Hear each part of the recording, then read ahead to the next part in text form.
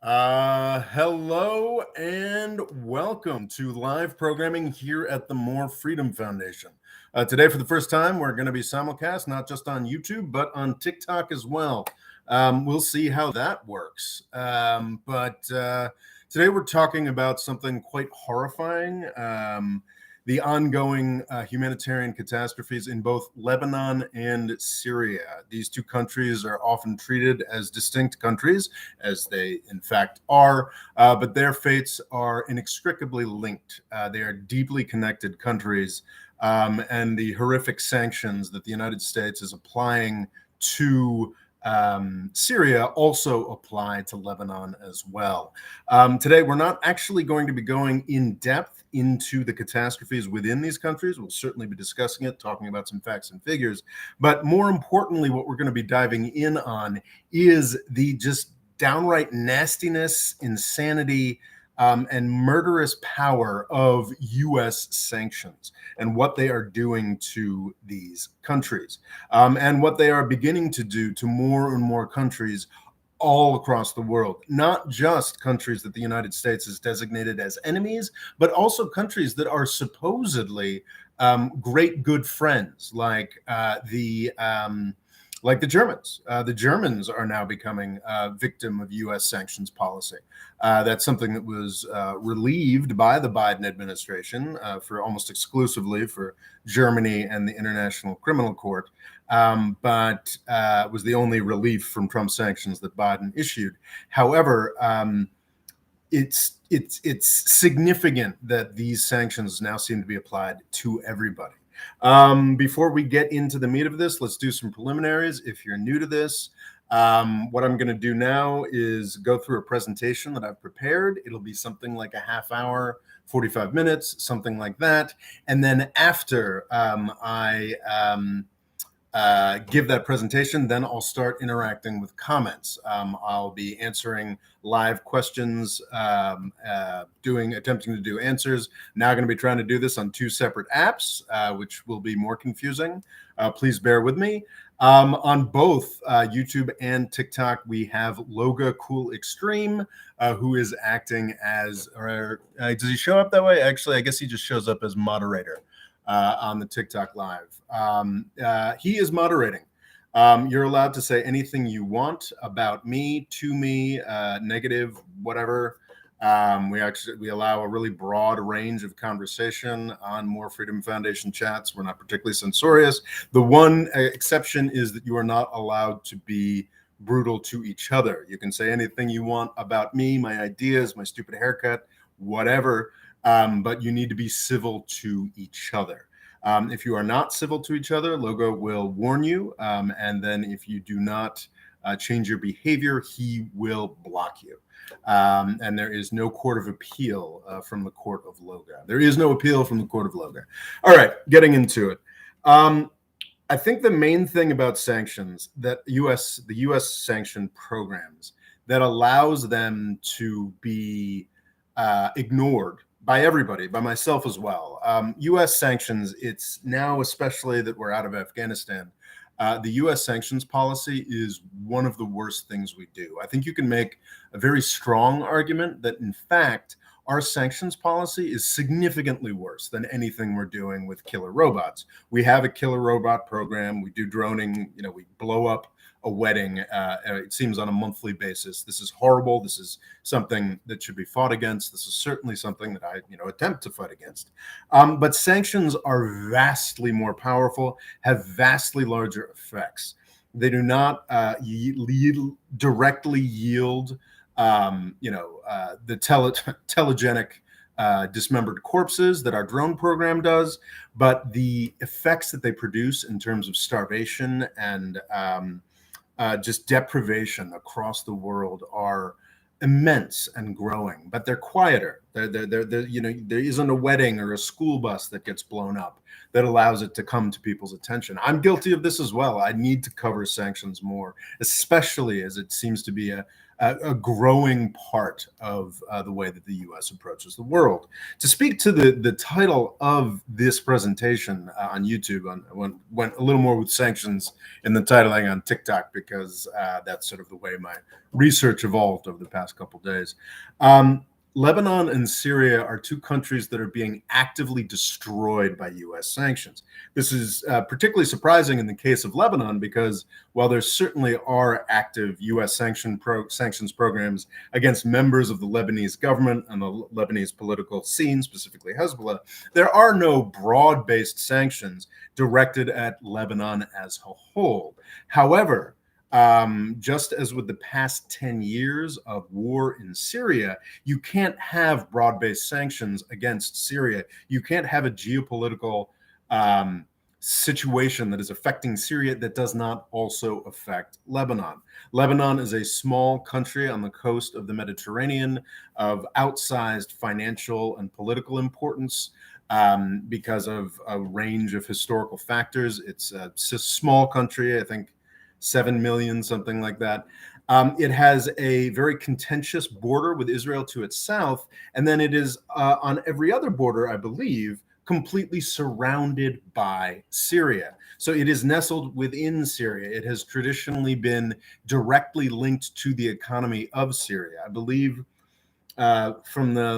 at some point in the 70s and up until 2005, whenever that Cyprus revolution was, I believe Lebanon was more or less directly controlled by the Syrian government.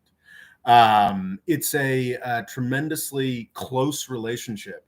And I had run a video, I'd put it up, reposted on the community page of my YouTube channel, run a video a number of years ago talking about how spectacular, how awe-inspiring it was that Lebanon had actually managed to hold it together in the face of a decade of war with Syria, this country that Lebanon is so inextricably linked to, and in the face of the fact that something like refugees amounting to 30% of Lebanon's population had been shunted into the country because of the ongoing war in Syria.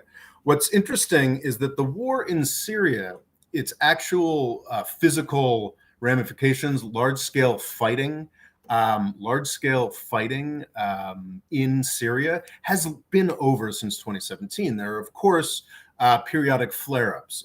Turkey's incursion into Kurdish-controlled northern Syria is one example. The most recent example of large-scale fighting was the Turks versus the Syrian government in February, March of 2020. So we're almost to 2 years without large-scale fighting. To be clear, yes, there are skirmishes between the government and rebel forces in the south. That's more along the lines of reestablishing the way that they live together rather than open large-scale battle.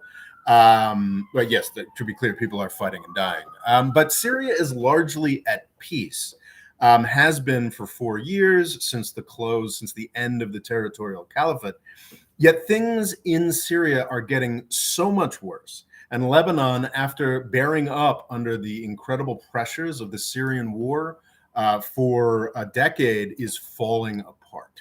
To be clear, I do not want to claim that the only reason that these countries are falling apart now is U.S. sanctions policy.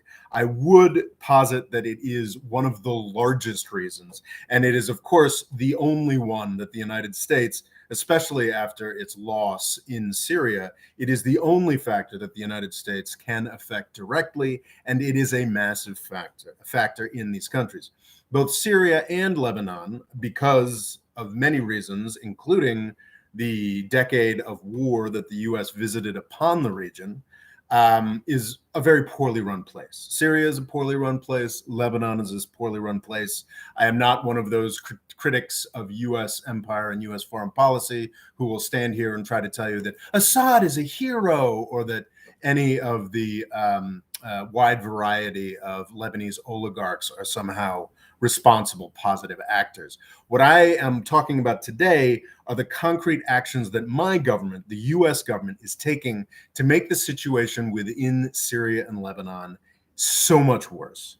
The concrete action that I'm talking about is a sanctions policy that was passed, I believe, in the National Defense Authorization Act back in 2019.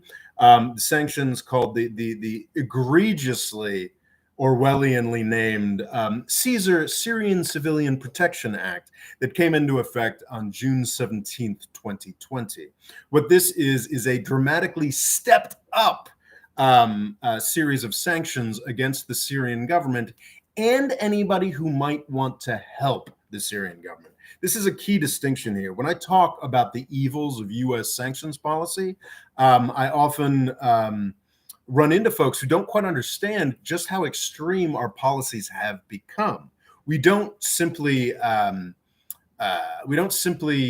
sanction Syria directly from the perspective of the United States government and United States business actors. We now reach in to the business of every actor in the world, even if there is no connection at all to U.S. business, U.S. government. That actor can now be crushed by the U.S. government. These are secondary sanctions. Thus far, they have most famously been used in U.S. policy against Iran, and it was the Syrian Civilian Protection Act, really one of the most offensively named acts in U.S. history, quite frankly, that instantiated secondary sanctions against Syria. This means that the United States government will go after, with its full force, anybody who attempts to rebuild Syria. We destroyed this country over 10 years. We lost. We failed to bring about the policy we wanted, the fall of Assad. So now we are punishing the people of Syria with this vicious piece of legislation called the Syria Civilian Protection Act. What it is designed to do is hold the brutalized people of Syria hostage until they kick out Assad. We couldn't do it, so we're going to starve the Syrian people until they do it for us. It is extraordinarily malicious. Folks who are defenders of this policy, the Caesar sanctions, will tell you that, oh, no, it's written in the language of the law. There are humanitarian exemptions. There are humanitarian exemptions. Okay, well, there's two things I want to emphasize today. That the sanctions are devastating and wholly ineffective. That's one of the main things I want to emphasize today. But also how important complexity is.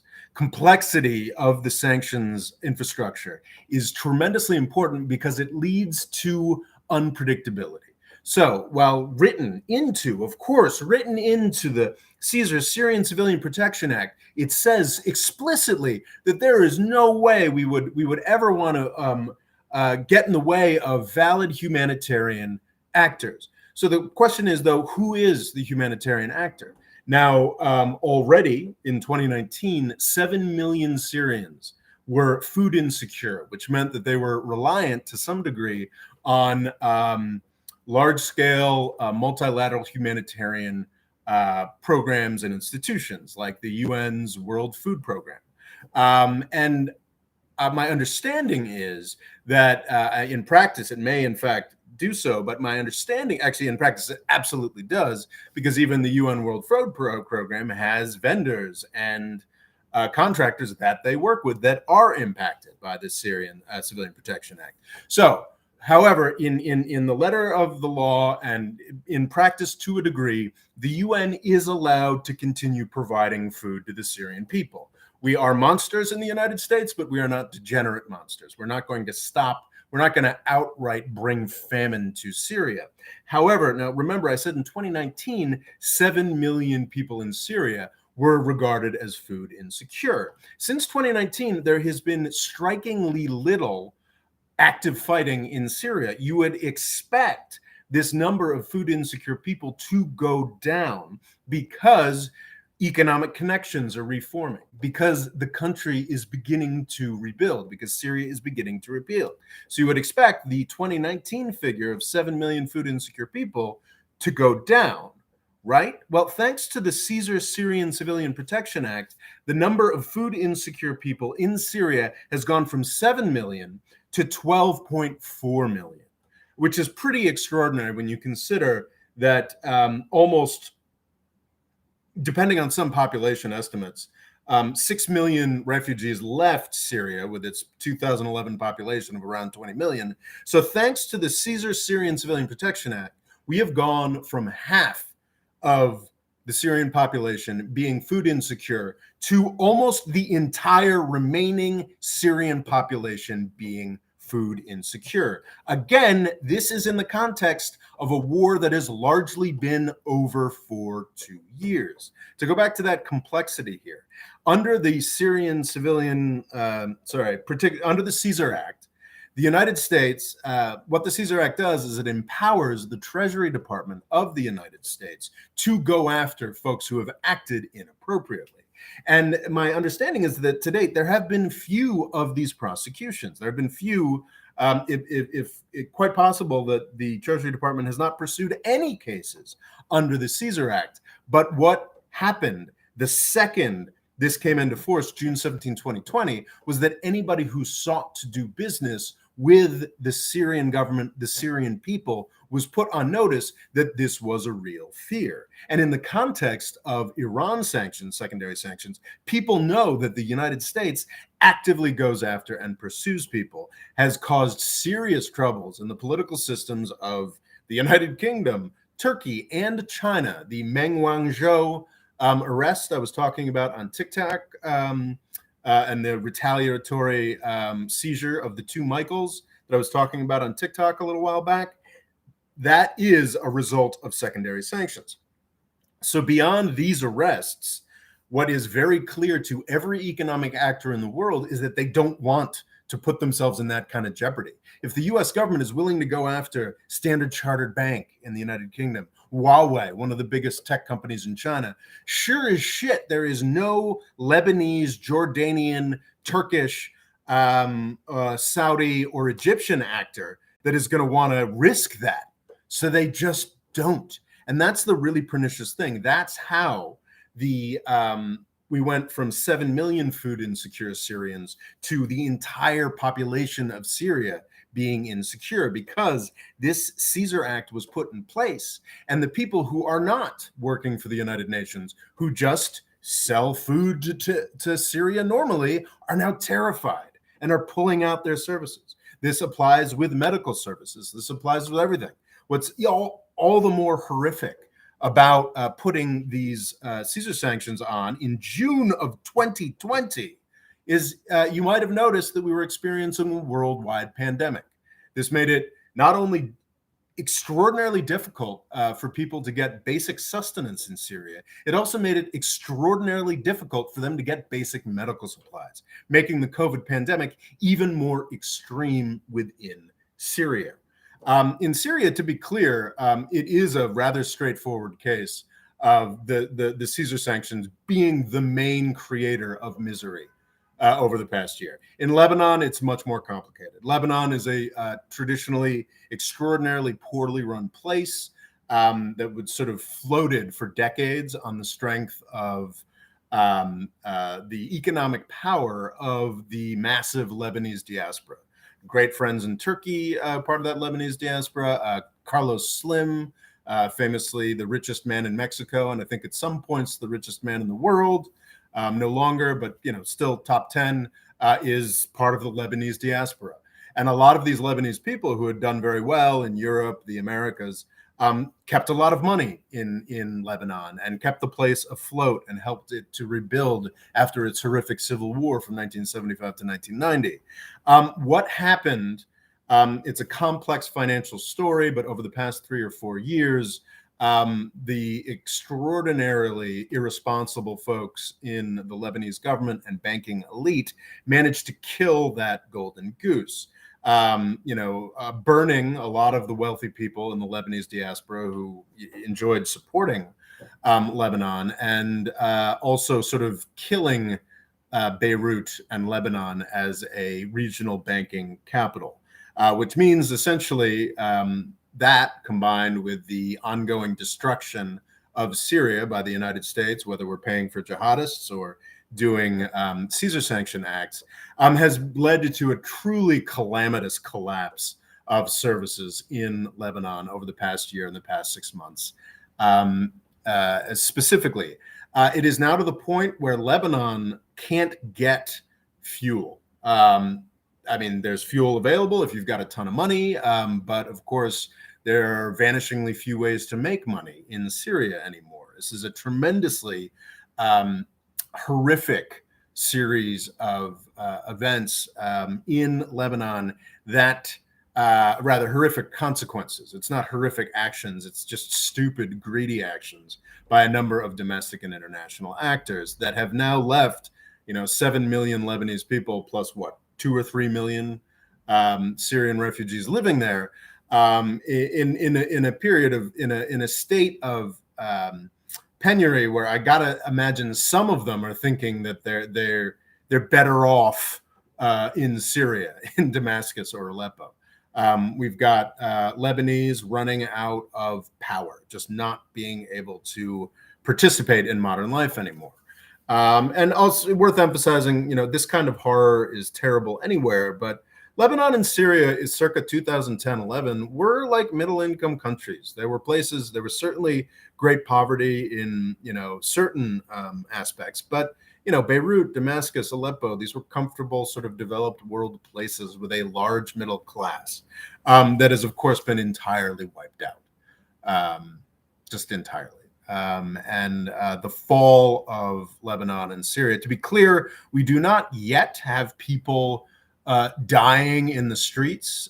There's no question that we have got tens of thousands of people in these countries dying as a direct result of the Caesar sanctions, but it's not as it's not like some stereotypical nightmare famine where you've got people starving to death in the streets, like the U.S. has helped to create in Yemen, for example.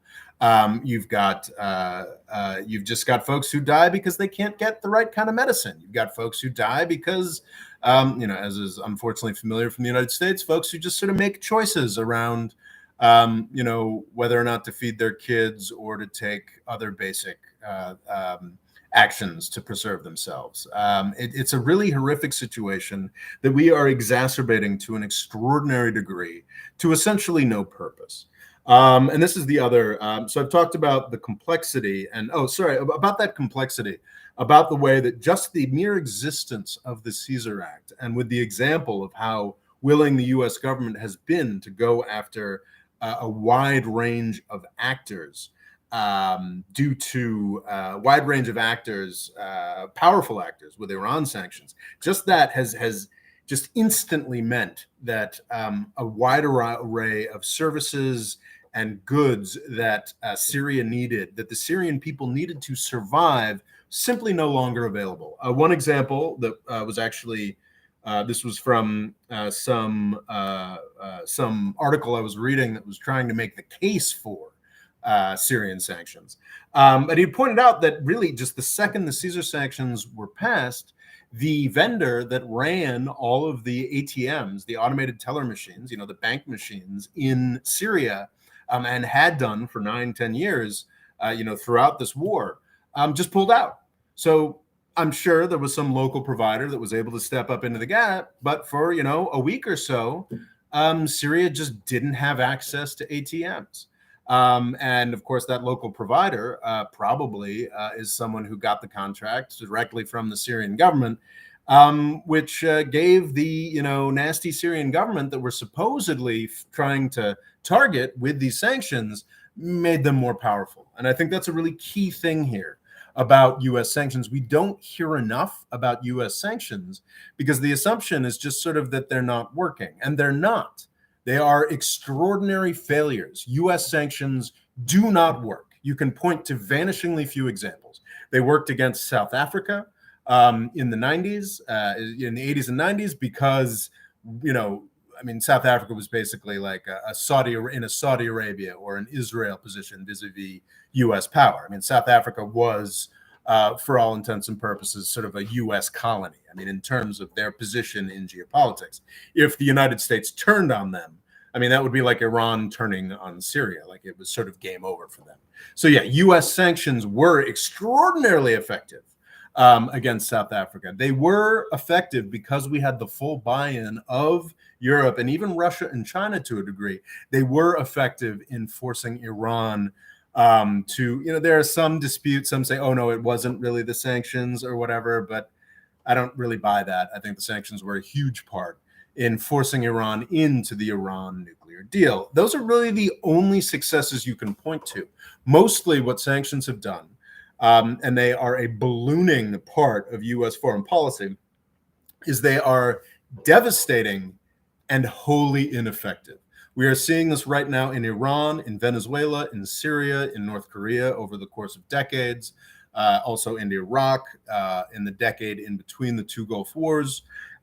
It just doesn't work. They are devastating to the people. They starve the people. They murder, they drive up infant mortality. They murder children. That's what our sanctions do. They murder children in all these countries.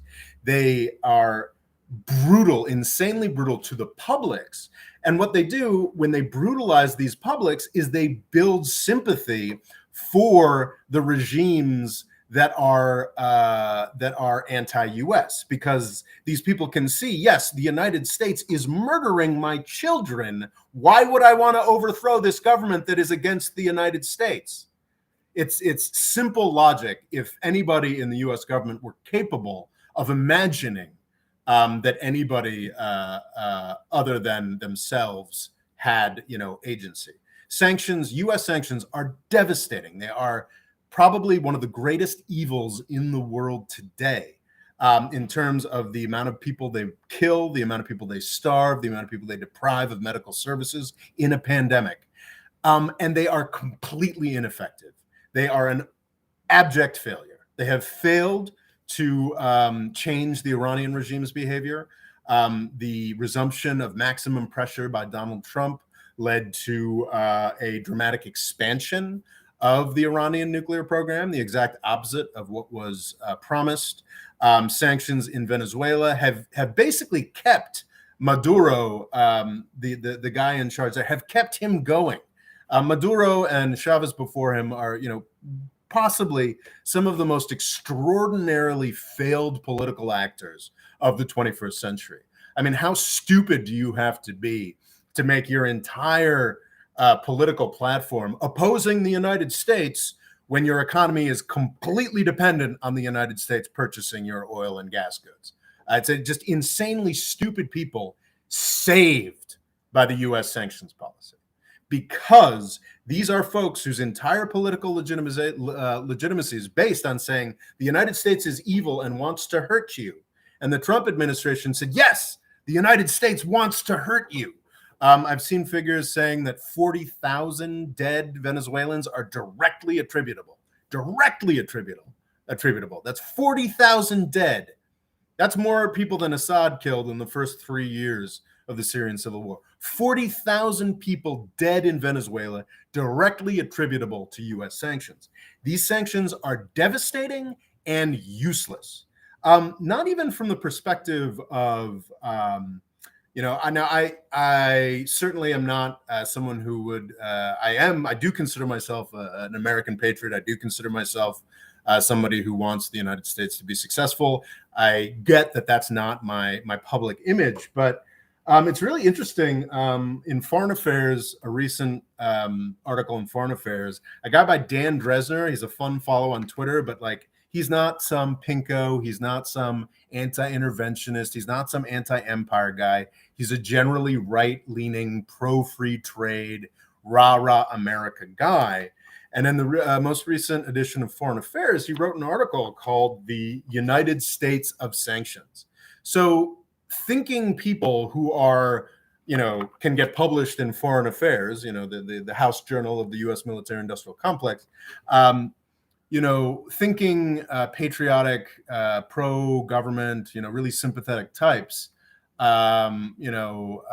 pro-U.S., pro-U.S. foreign policy types can acknowledge what an insane mess our sanctions policy is.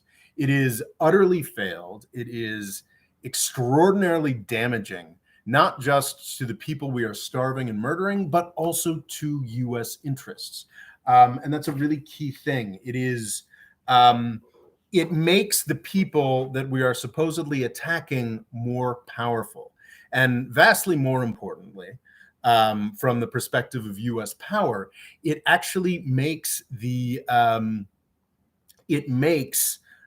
folks weaker. More importantly, from the perspectives of U.S. power, sanctions policy, it doesn't just murder people. It doesn't just make tin pot dictators we dislike more powerful. It also antagonizes our allies. It makes people that we have important alliances with, important economic ties with, it makes them angry at the United States. Germany would be a great example. Like, did you realize that we're sanctioning Germany? We are now no longer, but Ted Cruz is currently, that's weird. I do not want to go live with somebody else. Sorry, things popping up on TikTok. What is the word I'm talking about here? Ted Cruz is currently holding up the appointment of any U.S. ambassador anywhere in the world because Biden had the common sense to stop trying to sanction Germany over a Russian pipeline. It's really one aspect of this that is kind of extraordinary that also is largely ignored is just how vastly this has grown. When the United States, and this is a great example of what I call the real Thucydides trap, not the sort of cockamamie military-industrial complex pushed idea that China is Athens and the U.S. is Sparta, so they inevitably must fight. No, it's actually talking about how the United States acts a lot like Athens. We sort of served as the coordinator for winning a large struggle, the Cold War or the fight against the Persians in the case of Athens. And instead of letting that apparatus fade away, we've gotten more and more extreme in forcing people to do what we want. And this was this was illustrated very well. It's the only thing they did well in a recent sanctions review. This is the number of sanctioned entities. This is 2000. This is in 2000, and this is in 2021. So we've gone from 912 sanctioned entities in 2000 to 9,421. Of course, there's a lot of complexity here. Are you sanctioning a government? Are you sanctioning a company, a department, an individual? Regardless, despite the complexity that this number underestimates, we're talking about almost an 1,000% growth in the use of the sanctions tool. And it's done in a tremendously complex way. It's done really about as idiotically a way as you can imagine. Sometimes it's executive orders. Sometimes it is acts of Congress. Each country has multiple different things that are applied to it. What was interesting from this report that the Treasury Department put out this past week, they talk about how they have 37 separate sanctions programs. Now, does that mean that they're sanctioning 37 separate countries? I don't know. I don't think so. I think it just means they have different kinds of programs, multiple kinds of programs applied to a single country. That's part of the complexity here. That's part of the reason why it's so rare. I mean, you have to be a professor of political science to be able to just sort of step back and look at the program at large and be like, whoa, what the fuck? Like, this is insane what we're doing here. Unfortunately, the way these things get looked at is generally, the way they get discussed generally, is in the context of some kind of nasty thing or bad thing that is happening. And then some nastiness, something we don't like, related to a single country. And then it's mentioned that, something must be done. And, oh, look, we've got this sanctions program, rah, rah, and they move on. That's much akin to the way that Ted Cruz is looking at these things, saying like, oh, well, we had sanctions that were bad for Russia, so we're going to hold up the entire diplomacy of the United States to bring those sanctions back. I think the one-way ratchet of this is something else that has been discussed. it's real easy to put sanctions on a country. We have multiple different venues and ways to put sanctions on people. Congress can put sanctions on people. The U.S. president, post 9/11 with the Patriot Act, is now basically empowered to put sanctions on anybody it wants at any time. That's something that the U.S. president can now do. The problem is removing those sanctions, which is a real problem, as Dresner points out. If you want these sanctions policies to be at all useful, to actually be useful and successful at getting people to comply with U.S. wishes, you need to be able to remove the sanctions. The classic example for this would be Sudan. Sudan is a country in North Africa that harbored Osama bin Laden in the 90s. And the Clinton administration, because of this harboring of Osama bin Laden, put sanctions on Sudan and made it very clear, you did this because we put sanctions on you because Osama bin Laden is there. The Sudanese government reacted to this, said, well, this is damaging to us. We don't like this. And this is easy to solve. Let's kick out Osama bin Laden. And Osama bin Laden was famously hosted by Afghanistan at the time of the 9/11 attacks. So the Sudanese government complied. They did what the U.S. government wanted and wanted these sanctions to be removed. And they were not. They just stayed there. Contributing, of course, to the economic disaster that helped create the horrific war in Darfur, which of course gave the U.S. government an excuse to keep those sanctions on for a longer period of time. The Darfur horror continued. The South Sudan horror, which was a 40-year war, ended in South Sudan's favor, which gained independence, and then, of course, promptly fell into one of the worst civil wars of the 21st century. Yet still, these sanctions, even after Darfur was resolved to a degree, even after South Sudan became free, 15 years, 20 years after Osama bin Laden had been forced out of the country, 10 years after Osama bin Laden had been killed, these sanctions remained on Sudan. In 2019, the Sudanese people kicked out their long-term dictator in a really triumphant destruction of a really nasty government. It was inspiring to see. It was fantastic. And the sanctions stayed because the U.S. government doesn't have an established pattern to removing sanctions. It's just absolutely mind-blowing. And then, of course, the sanctions were eventually removed to a degree in return for a promise of better relations with Israel, which, of course, as we're seeing in recent weeks, may end up completely scuttling the democratic transition in Sudan. It's not the main reason that the Sudanese democratic transition seems to be failing, but it's a really big one. So yeah, like it's just generally insane policy, generally incredibly complex and incredibly different, incredibly difficult to resolve. The Biden administration, specifically Treasury Secretary Janet Yellen, in her confirmation hearings in January, I think it was one of the first people to be up in January of this year, committed to a long-term committed to a review of U.S. sanctions policy. This was exciting. This was okay. This was maybe Biden is actually going to change some stuff. Maybe things are going to get better here. Like this was something that was very exciting to see. This past week, we got the comprehensive review of sanctions that was promised by Yellen.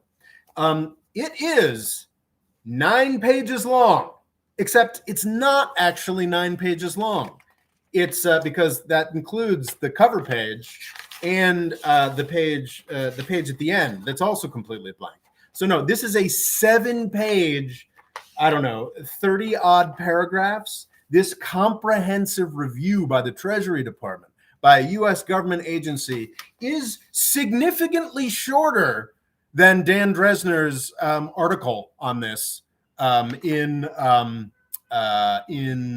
significantly shorter and has a lot less information than one political science professor's, presumably without any kind of clearances or access to the relevant bureaucrats. It is significantly shorter, and it says almost nothing, and it is no acknowledgement of the amount of people that are killed, no real pathway. Essentially, what's written here would have been great for something that was produced a week after Janet Yellen had promised as sort of a roadmap for what we're going to do in our year-long review. There's very little data here. There's very little understanding that things are wrong, and there's very little sense that things are going to improve. I really need to study this issue more. I spent a couple days just sort of immersed in this, and the more you look at it, honestly, the more insane it gets, especially diving into like sort of how this works. The Office of Foreign Assets Control, OFAC, is under the Treasury Department, so probably one of our most important foreign policy instruments is now not in the Defense Department or the State Department, but the Treasury Department. Of course, these different agencies work together, but as I think anybody is aware, actually working together is between government agencies is a very difficult and unlikely thing. So it's just this incredible complex morass. The one point I wanted to make is why this is like an indication of a Thucydides problem for the United States of our winning a large battle, the Cold War, and then using the structures that we did to win that war more and more in a more and more authoritarian fashion, getting more and more angry and bitter and violent at those who attempt to defy us in any way, becoming basically what we're doing is, as with the Athens, we're seeing a league, a United Nations, slowly transition into an American empire.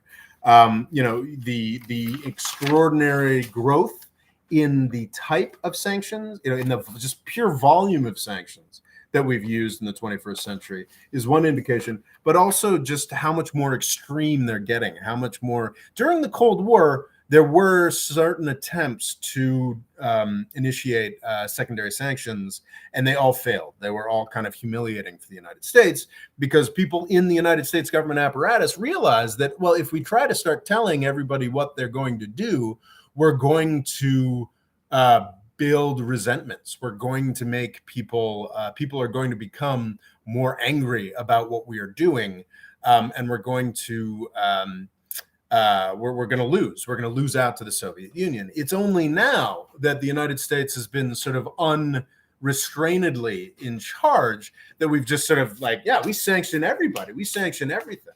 There is long-term potential for damaging the primacy of the U.S. dollar through these sorts of behaviors, for sure. But it's also something we've gotten away with for quite some time, and we'll be able to get away with for decades more. And we'll be able to get away with it through the brutalization of people who are already vastly brutalized. I mean, to be clear, the Venezuelan people, the Syrian people, the Iranian people, the Lebanese people, these are all people who are the North Korean people, of course, who are victimized by their own governments. And what we're doing is adding to that. We are brutalizing these people. We are joining with these oppressive governments in brutalizing these people. And it's a horrific thing. And it really needs to stop. It won't, though. Okay, that is what I have for the presentation. We've got what's going on here. We've got folks in the live chat. We've got, I can't tell how many people are watching on TikTok and how many people. It's not, but I do have questions on TikTok. I have questions on YouTube, and I'm going to answer. I'm going to start answering them. Viger Main says, I like your analysis, but why do you hold the U.S. government on some moral grounds? They are as much terrorists as other terrorist groups around the world. No, I mean, do I believe that the U.S. government is as bad as Al Qaeda or as bad as even the Taliban? No, I don't believe that. I think that's ridiculous. What we have to recognize is that the U.S. government is infinitely more powerful than any terrorist group. It is, in fact, massively more powerful than any other state actor in the world. That's something that we need to acknowledge more. I think most recognize that the United States is infinitely more powerful, so is definitely capable of doing. I don't put the U.S. government on the same moral basis as an organization like Al Qaeda that has, or the Islamic State that has no purpose other than to brutalize. But I do acknowledge, of course, that the U.S. government does vastly more damage to the world than really any other actor in the 21st century. Obviously, infinitely more. But that does not mean that the U.S. government is on such a low moral level. I mean, a human, that's a bad analogy. The U.S. government is an actor that I would argue runs the world. And by that nature, it's going to create a lot of damage. And I am very interested in a less damaging world hegemon. And that meaning the United States being less damaging. That does not mean that the US government are on the same moral level as Al Qaeda. We certainly do infinitely more damage than Al Qaeda ever has. But that's also because we're infinitely more powerful. 64, watching on YouTube. Local Extreme says, can you advertise the MFF Discord server? Well, I think that's for patrons only, and this is the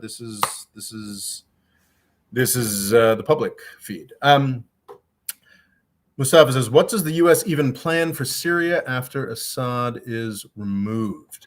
Will they be comfortable with the jihadist proxies taking over? Yeah, there is no plan. That's another key part here. There's no plan behind sanctions. It's just destruction. It's just destruction for destruction's sake. In 2002, maybe it would be possible to imagine that you'd be stupid, you'd be ignorant, you'd be criminally negligent moron to believe in 2002 that that by removing a bad actor like Bashar Assad or Saddam Hussein, you are instantly going to improve the lives. You would be stupid, you would be wrong, you would be deeply ignorant to believe that in 2002, but you at least had an excuse. It hadn't been tried recently. It has been blindingly obvious since 2003, 2004, 2005, 2006, that just removing a dictator leads to incredible suffering, horror, chaos, and destabilization of a region. But that's still U.S. policy in Syria. That's 100% U.S. policy. Just get rid of Assad and everything's going to be great. That is what the U.S. has been attempting to do for a decade, despite creating the Islamic State, despite creating, in the middle of the last decade, a horrific worldwide spike in terrorism.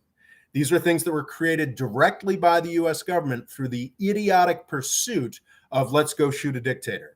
That they adopted in Syria, even after its calamitous failure in Iraq. What I've said many times, and this makes even all the more apparent, is that the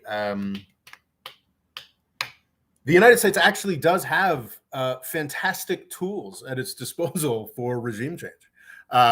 We've done it across Eastern Europe, across Latin America, across Asia. The Asian tigers were all ruled by nasty dictators. And what we do is we co-opt them, we bribe them, we make them rich, we make make it clear that these dictators can become richer by helping their countries to get richer, and then eventually those dictators fade away, some of them as sort of respected, retired people. And it's infinitely better for the world, for the economy, for everything other than the assholes in the United States who like to sell weapons and the Congress people that they own. There's no good reason to destroy a country the way the United States has been trying to. And if we really wanted to help the Syrian people, We could have used just the same policy that was used to make Taiwan happier, South Korea happier, Romania, Bulgaria, Poland, Argentina, Chile. Is you basically, if there's a dictator, you bribe them out and you make a middle income or a rich country. This was a policy that was actually being pursued against the Assad government, or with the cooperation of the Assad government in 2010. U.S. banks were foreign banks were coming in. Turkey had instantiated a sort of Middle East Schengen, where Syrians could come and work in Istanbul, and it was happening. Syria was going to open up. If nothing had happened, I think Syria would be like a middle income country by now. Instead, we had the United States go in and attempt to destroy the place, and we've destroyed the place, and it is a horror show. Yeah, thank you for that question. There's no sanity here. There's no sense here. There's a bunch of, it's not that these people are evil, it's that these people are ignorant. And they have convinced themselves that, we're fighting a dictator. You're not fucking fighting a dictator. You are creating destruction for destruction's sake, for the benefit of U.S. arms manufacturers, and ignoring really effective tools that the United States used all over the world to bring about democracy and prosperity. The U.S. military is valuable to a degree.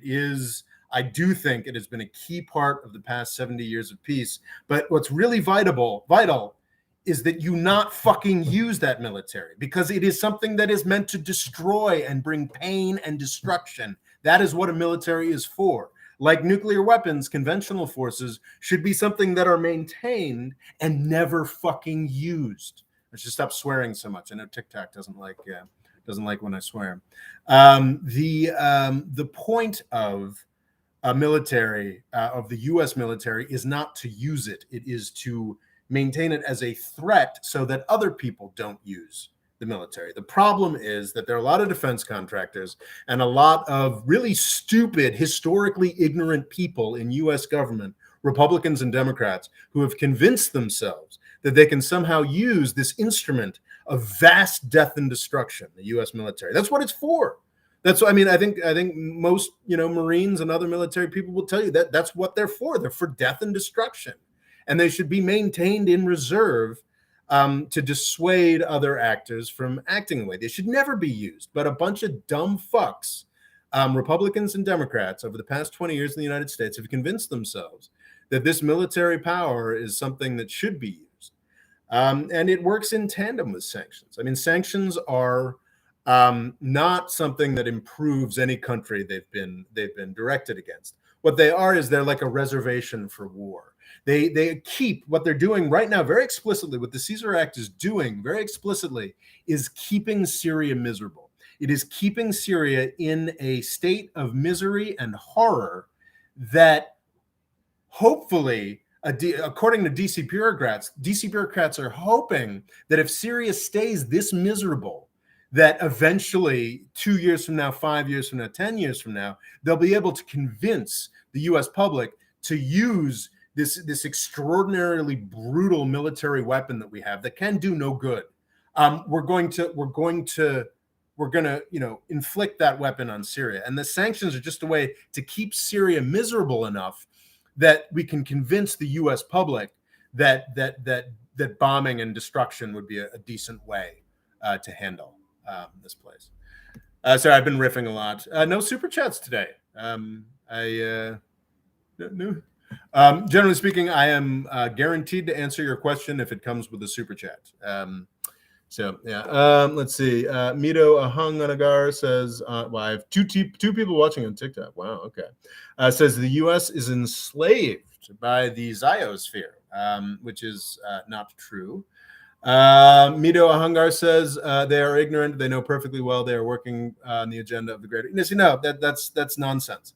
I think there's a lot of people who advance this idea that, it's controlled by the Jews, or it's controlled by the Zionists, it's controlled by Israel. It's not. It's controlled by defense companies. And just like the South Vietnamese, just like the Free Syrian, Israel is basically the Free Syrian Army. Israel is basically the South Vietnamese. It's an excuse to bring about destabilization. for the benefit of people like me. This idea that there's some vast conspiracy. There's no vast conspiracy. There's just a bunch of greedy, stupid people in the U.S. Congress and a range of defense contractors who have more control over Congress people than anybody else for some very boring factors that I've laid out in other videos. It's just those folks want to break shit so they can sell shit. There's no broader plan here. There's no broader conspiracy here. And honestly, if you start talking about, it's the U.S. works for Israel, you're just falling into one of the greatest and stupidest traps that the powerful have always crafted for the sheep. Not a fan of that interpretation. Duokan Özçelik asks, what are your thoughts on the sanctions that are imposed on Turkey by the United States? And what are the reasons behind those sanctions? Okay, so what's interesting is, and key to emphasize, is that there are different types of sanctions. There's the secondary sanctions, which is a really extreme thing that thus far has only really been applied to, directly to Syria and Iran. There are aspects of the Venezuelan sanctions that sort of feel more like secondary sanctions because but that's more in terms of like intimidation, I think. Whereas it's only Syria and Iran that have explicitly had we're going to murder your country. Anybody who tries to help you avoid being murdered will be attacked by the United States. That's the secondary. That's the most extreme thing. Then you have sort of more broad-based sanctions, like what the United States has maintained against Cuba forever. Like what's another example? I think I think we weren't doing secondary sanctions against Sudan or Libya. The sanctions that the U.S. was maintaining against Syria for decades before the Caesar Act brought the secondary sanctions. It's just sort of like broad-based. So like the broad-based sanctions, the secondary sanctions, these are like country-killing sanctions. This is to create misery in the hopes that the people will turn on the government, though in practice they usually just make the people like the government better because the U.S. is actually brutalizing them and they can see that.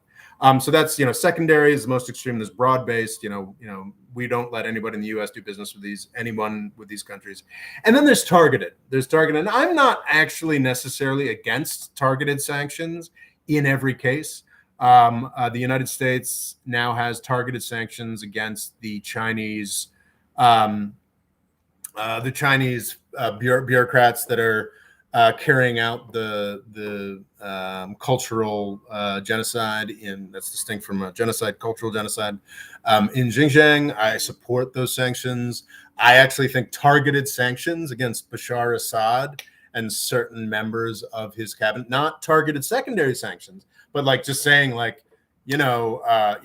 Assad and his clique of people can't do business with the United States and its allies. I'm totally fine with that. So what the sanctions that have been placed on Turkey are in that much more carefully conserved. The sanctions that have been put on Turkey are of that much smaller nature. It's of that nature where they they just go after a certain person and make it hard for a certain person or a certain institution to do business. So I think it's specifically the Turkish presidency of, it's one of those weird translations, the Turkish presidency for defense manufacturing or something like that. And some people who run that are the entities, I believe to date, the only Turkish entities that are sanctioned by the United States. There are plenty of sanctions against Russian actors, sanctions against Chinese actors for different reasons. Now, those are different. Those are, you can certainly make arguments against those more targeted sanctions, but they're not about immiserating a country. They're not about destroying the ability of a country to feed itself. They are about going after individual actors, and it's quite possible for the United States to maintain relations with a country while also having targeted sanctions against members of that country, against members of that country's government. Sanctions of any kind are probably, but no, actually I would say targeted sanctions against individual folks are okay. That does not mean that I'm okay with the specific instance of targeted sanctions against the Turkish Ministry of Defense and the officials that are in charge of that. Sorry, it's the Turkish Presidency for Defense Manufacturing. It's a it's an agency whose complexity I was familiar with when I was looking at this a couple months ago, and I wouldn't even attempt to describe now. So the reason that those sanctions happened, the reason that we started doing targeted sanctions against Turkey is because Turkey, as with many things, I guess that Erdogan didn't quite understand how important it was that they continue purchasing weapons from us. And Turkey purchased some weapons from Russia. It wasn't Erdogan's exacerbation of the war in Syria, which was actually largely in service to us. It wasn't his brutalization of his people. It wasn't, persecuting the Kurds again. No, it was buying a Russian's weapons system that finally yielded some sanctions. Local Extreme asks, if the U.S. released sanctions on the Taliban, how would the Afghans overthrow them? Also, become a patron to get Discord access and join special live streams and bully Rob in person. That is true. Yes, that's actually, read that again. I would highly suggest signing up for Patreon. I believe I've got a link in the description below. It allows you to support this kind of media, keep it going, keep me eating. Also you get access to, we've got a patrons only live stream that happens once a month. We've got the Discord server is now up and running. We did one sort of like Zoom chat. I think we're going to do that once a month going forward, if not more frequently. And also it's sort of like a WhatsApp group, the way the Discord is working. With patrons, basically just, constant discussion, bringing discussion with each other, discussion with me, bringing news stuff to my attention. I would highly recommend signing up on Patreon, because I like eating, but also it's sort of what keeps this whole thing going. That and super chats, which there aren't any today, makes me sad. It's like super chat, like disabled or something. Anyway, but yeah, Brando Commando has arrived. Nice. Let me finish asking his questions. Local Extreme, if the U.S. released sanctions on the Taliban, would the Afghans overthrow them? Why? Why would they? I mean, I think that the Taliban has the opportunity to. No, I think sanctions make the Taliban weaker, specifically the fact that we sort of own all the funds in the Afghan central bank, and apparently we're not going to release any of the funds of the Afghan central bank to the Taliban. I think it will make the Taliban more shaky. It will make war more likely. As we were talking about earlier with Assad and Saddam Hussein, the United States, I think, has it entirely in its power and will very likely use that power to destroy the Taliban government of Afghanistan and bring about a larger civil war. And that's a goddamn shame. And something I should probably make another video on, though I've done a lot of Afghanistan recently. But that is a case. Will the Taliban disappear? No, it'll just get weaker, and there'll be resistance movements, and there'll be an ongoing civil war, which is all very horrifying and really quite sad. Let's see. Abdullah Khan asks, do you want the U.S. to sanction itself? I mean, in practice, that's what we're doing, right? I mean, we're closing down opportunities for business. Thus far, they've been in places like Iran. Well, Iran, significant business we could be doing in Iran that has been shut down. I believe they were actually, or was it just Airbus, or did Boeing also have contracts in Iran that were squashed? On TikTok, Mito Ahangar asks, are you aware of the weight of IPAC? Yes, I'm aware of the weight of IPAC. I've got a video in my Israel playlist on YouTube you can check out. I talk all about IPAC and how it's really not that important. Brando Commando says, I have a feeling Lebanon is going to break out into sectarian civil war after the recent violence from various religious groups. Israel supports the Lebanese Christians while Hezbollah is getting support from Iran. I said part 1 of 2. Turkey and Syria have their interests in the country as well. Basically, my question is, do you think Lebanon will be carved up and dissolved as a nation? Also, they don't have a formal government at the moment. Yeah, Lebanon is a mess. It was built to be a mess. Lebanon was initially arguably carved out of the Ottoman Empire as a Christian enclave.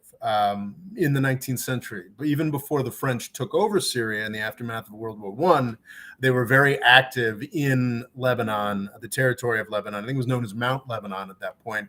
I think there were actually some anti-Christian massacres, prompted, of course, by that European meddling. In that area of the Ottoman Empire, the French started acting as protectors of that minority. And then, of course, when they took over Syria in the 20s, at the very beginning of the 20s, they were able to construct a more serious Lebanese state.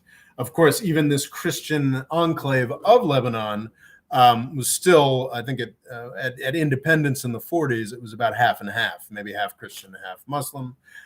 In the ensuing decades, with a tremendous Lebanese diaspora, and also probably some differential rates of reproduction among the much more wealthy Christians and the much poorer Muslims. There hasn't been a census, just as an indication of how this sectarian nature makes it difficult to have any idea what's really going on in Lebanon. There hasn't been a census in Syria since the 60s or 70s or something like that. So we don't even know what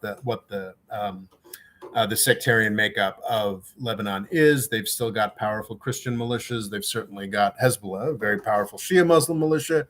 They've got powerful Sunni militias, and of course, the conflicting militias. So it's always been this incredible tinderbox.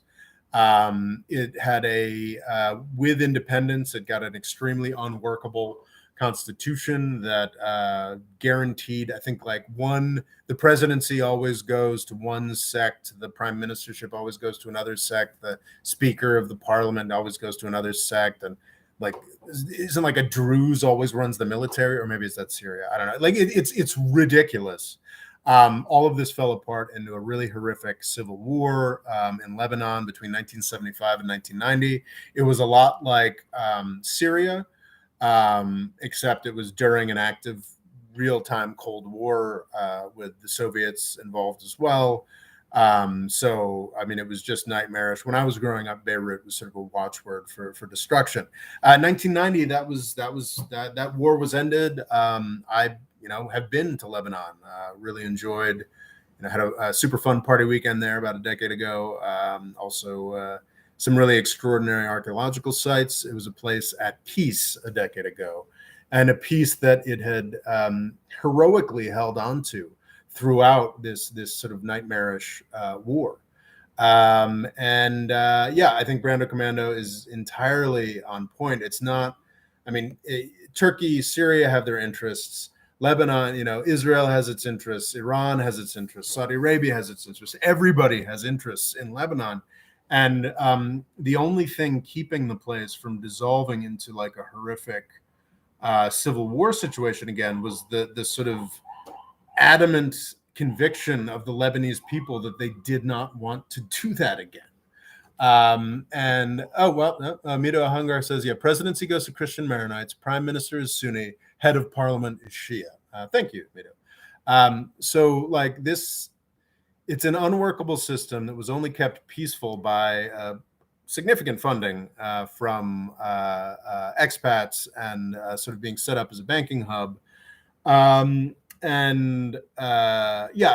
do wonder if I do often wonder. I actually ran a video once saying sort of the only thing saving Israel from Turkey is Assad. I was sort of, as Brando Commando points out, it is a place that does not have a government, has not really had a government. It's had governments in quick succession over the past 5-10 years.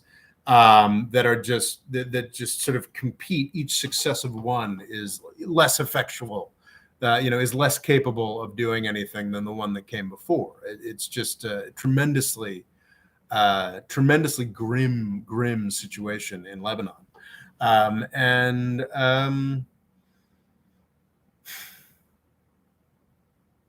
What would the instinct be of a place that does not have a government? I think eventually they would want to have a government.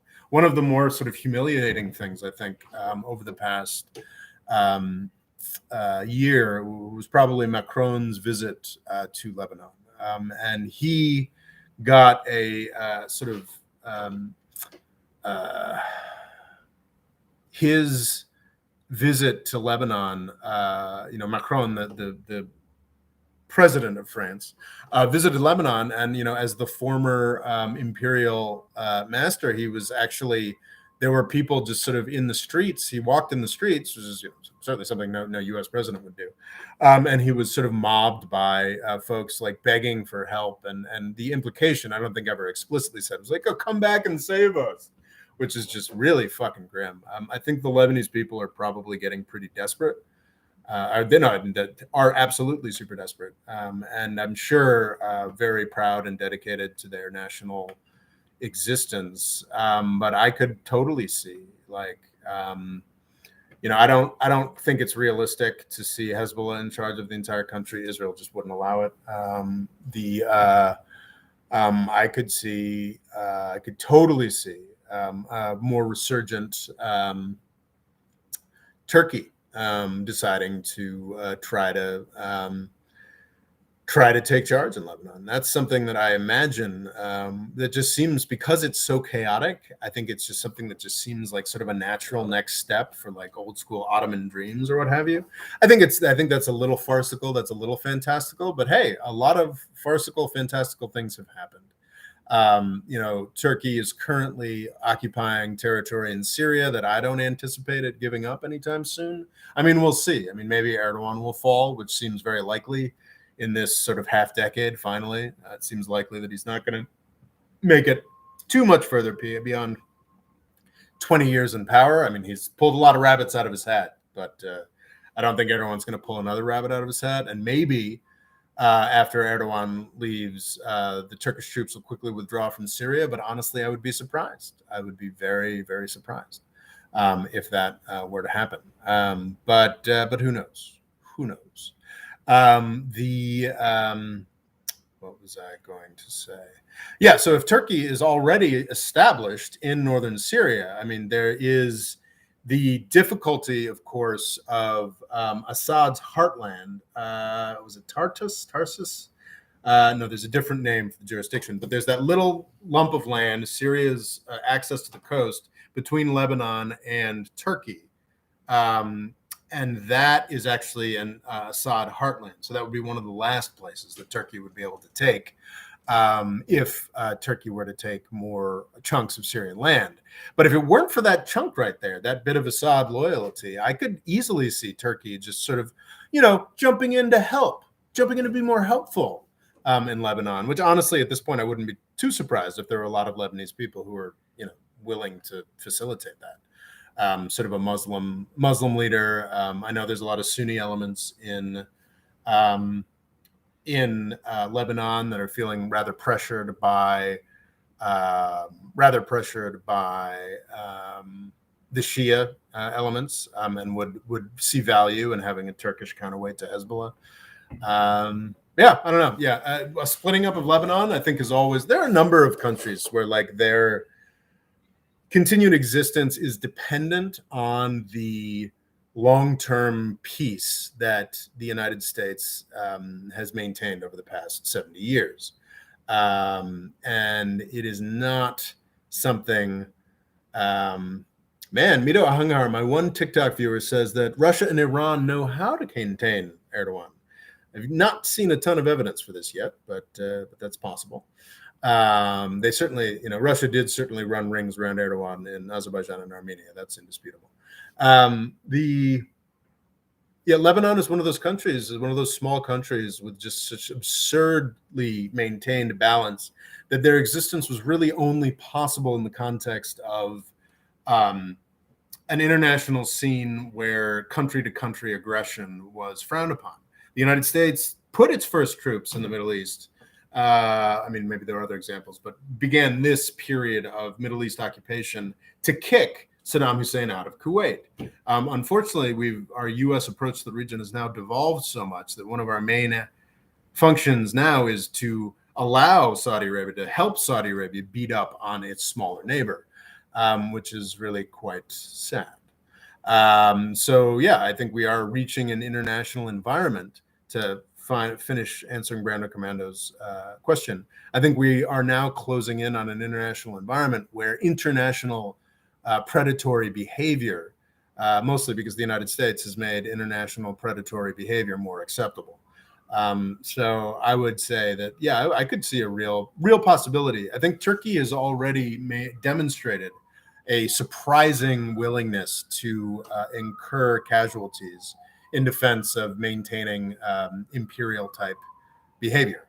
That's kind of terrifying, and but also an indication that, were Lebanon to really fall apart even further than it already has, you could conceivably, I could much more readily see a Turkish role there than I would see like an Iranian role or a Russian role. We had some more super chats. Oh wow, thanks guys. Foxy Bay says, "What is your favorite food? Your favorite Turkish food dish? What is your favorite evening drink to relax when you read politics?" Well, thank you, Foxy Bay. These are very easy questions.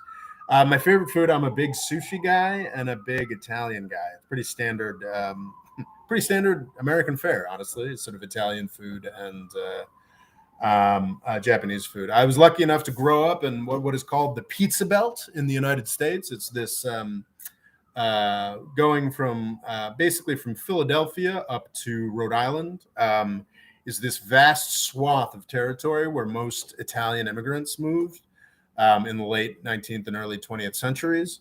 And within the Pizza Belt, basically every single small town, every suburban town has got 5 or 6 Italian restaurants and or delicatessen delis. So I grew up on sort of Italian sandwiches, Italian American sandwiches. Let's be clear, Italian American dishes, spaghetti, chicken parm, you name it. So I really love Italian, and I've also just always loved sushi. I grew up in Manhattan in the '80s, and I think sushi was having a big moment, and we would eat there a lot as kids. So yeah, sushi and Italian food, probably my favorite foods. Favorite Turkish foods. I've had just amazing. Like, what was the most amazing kebab I ever had? It was. Have you ever had a tokat kebab? We had to go out by the Istanbul airport to get a tokat kebab, and it was like the lamb was like cooked with the eggplant in this just extraordinary way. It was just one of the better eating experiences of my life. But like just generally, like in a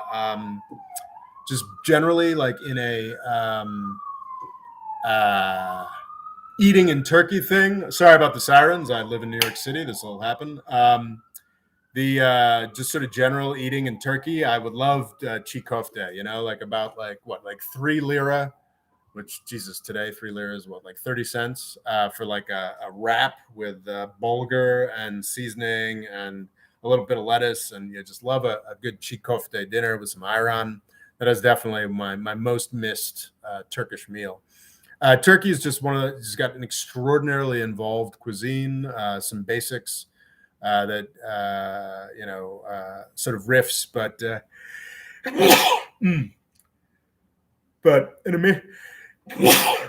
excuse me. Hope it's not that Rona.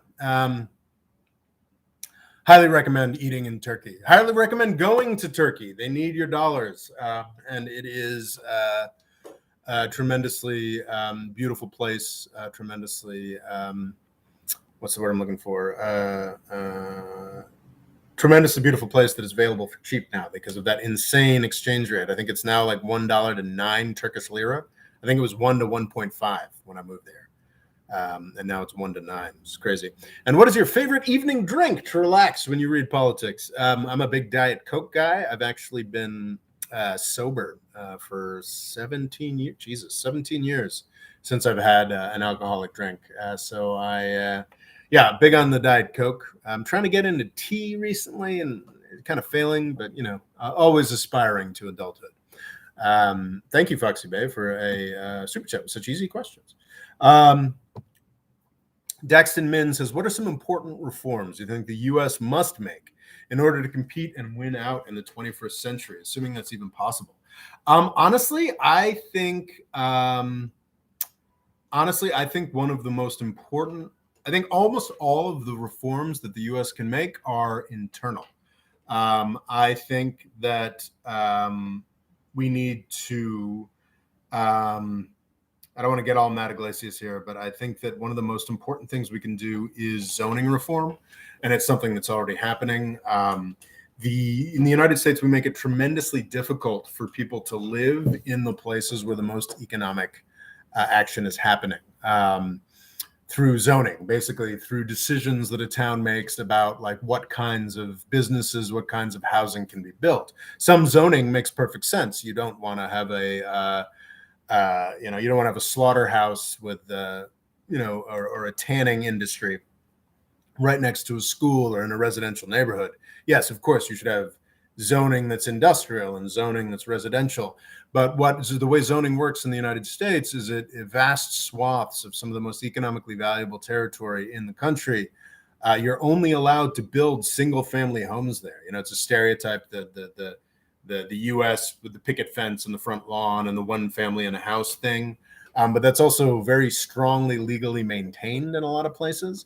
We're already beginning to see that break down in California finally, which I think is very important.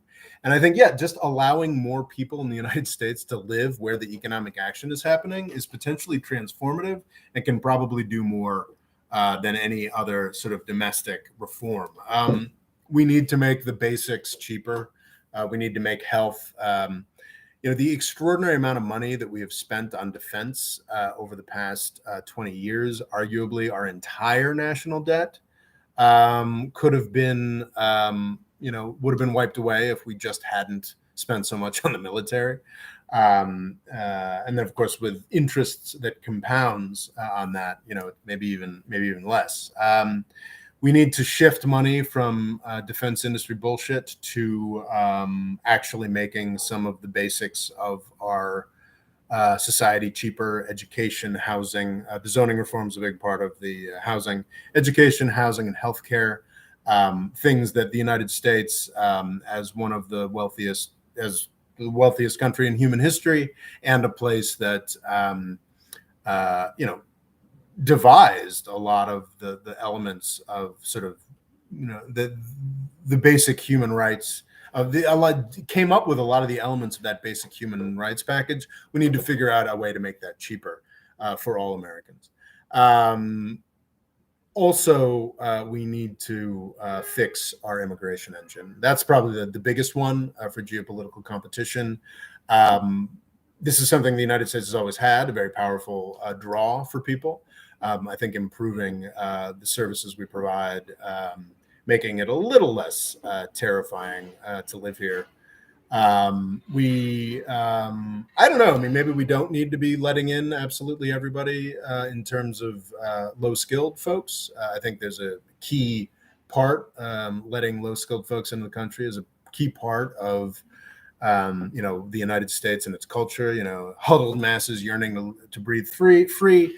But it's become apparent to me over the past couple of years, really the past year, just like how amazing it has been for the poorer Americans, this pause in immigration we've had because of COVID. People used to talk about like, oh, we need to fight for a $12 minimum wage. It now seems like we have a de facto $17 minimum wage everywhere in the country. Because immigration has been slowed down so much by COVID. I will always be pro-immigration. I will always be a sort of eventually we need to get to open borders kind of guy. I think that one thing we need to do immediately is make it easier for high-skilled migration to come to the United States. I now am a little more open to sort of maybe you have 5 years on for low-skilled immigration, 5 years off to allow everybody to find a job. I don't know. But yeah, we need to be a lot smarter about immigration. We need to talk more about immigration. We certainly need to jack up high-skilled migration. We certainly need to jack up the number of refugees we take in. The United States could very easily absorb, hundreds of thousands of refugees a year, and we are not doing that, which is a goddamn shame. Anyway, I hope that was a helpful answer. Okay, there's another super chat. Iraq has reconsidered its. That's interesting. Iraq has reconsidered its urge to purchase the Russian S-400s over supposedly with TT. I'm not sure what TT stands for. Over fear of U.S. sanctions. So the Russian S-400 is the Russian missile system that that has been purchased by Turkey.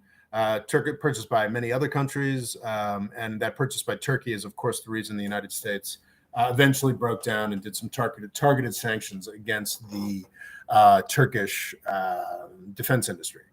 What was I saying? Yes. So interestingly, with India, the S-400 is something that India, I believe, either is interested in purchasing or has already purchased.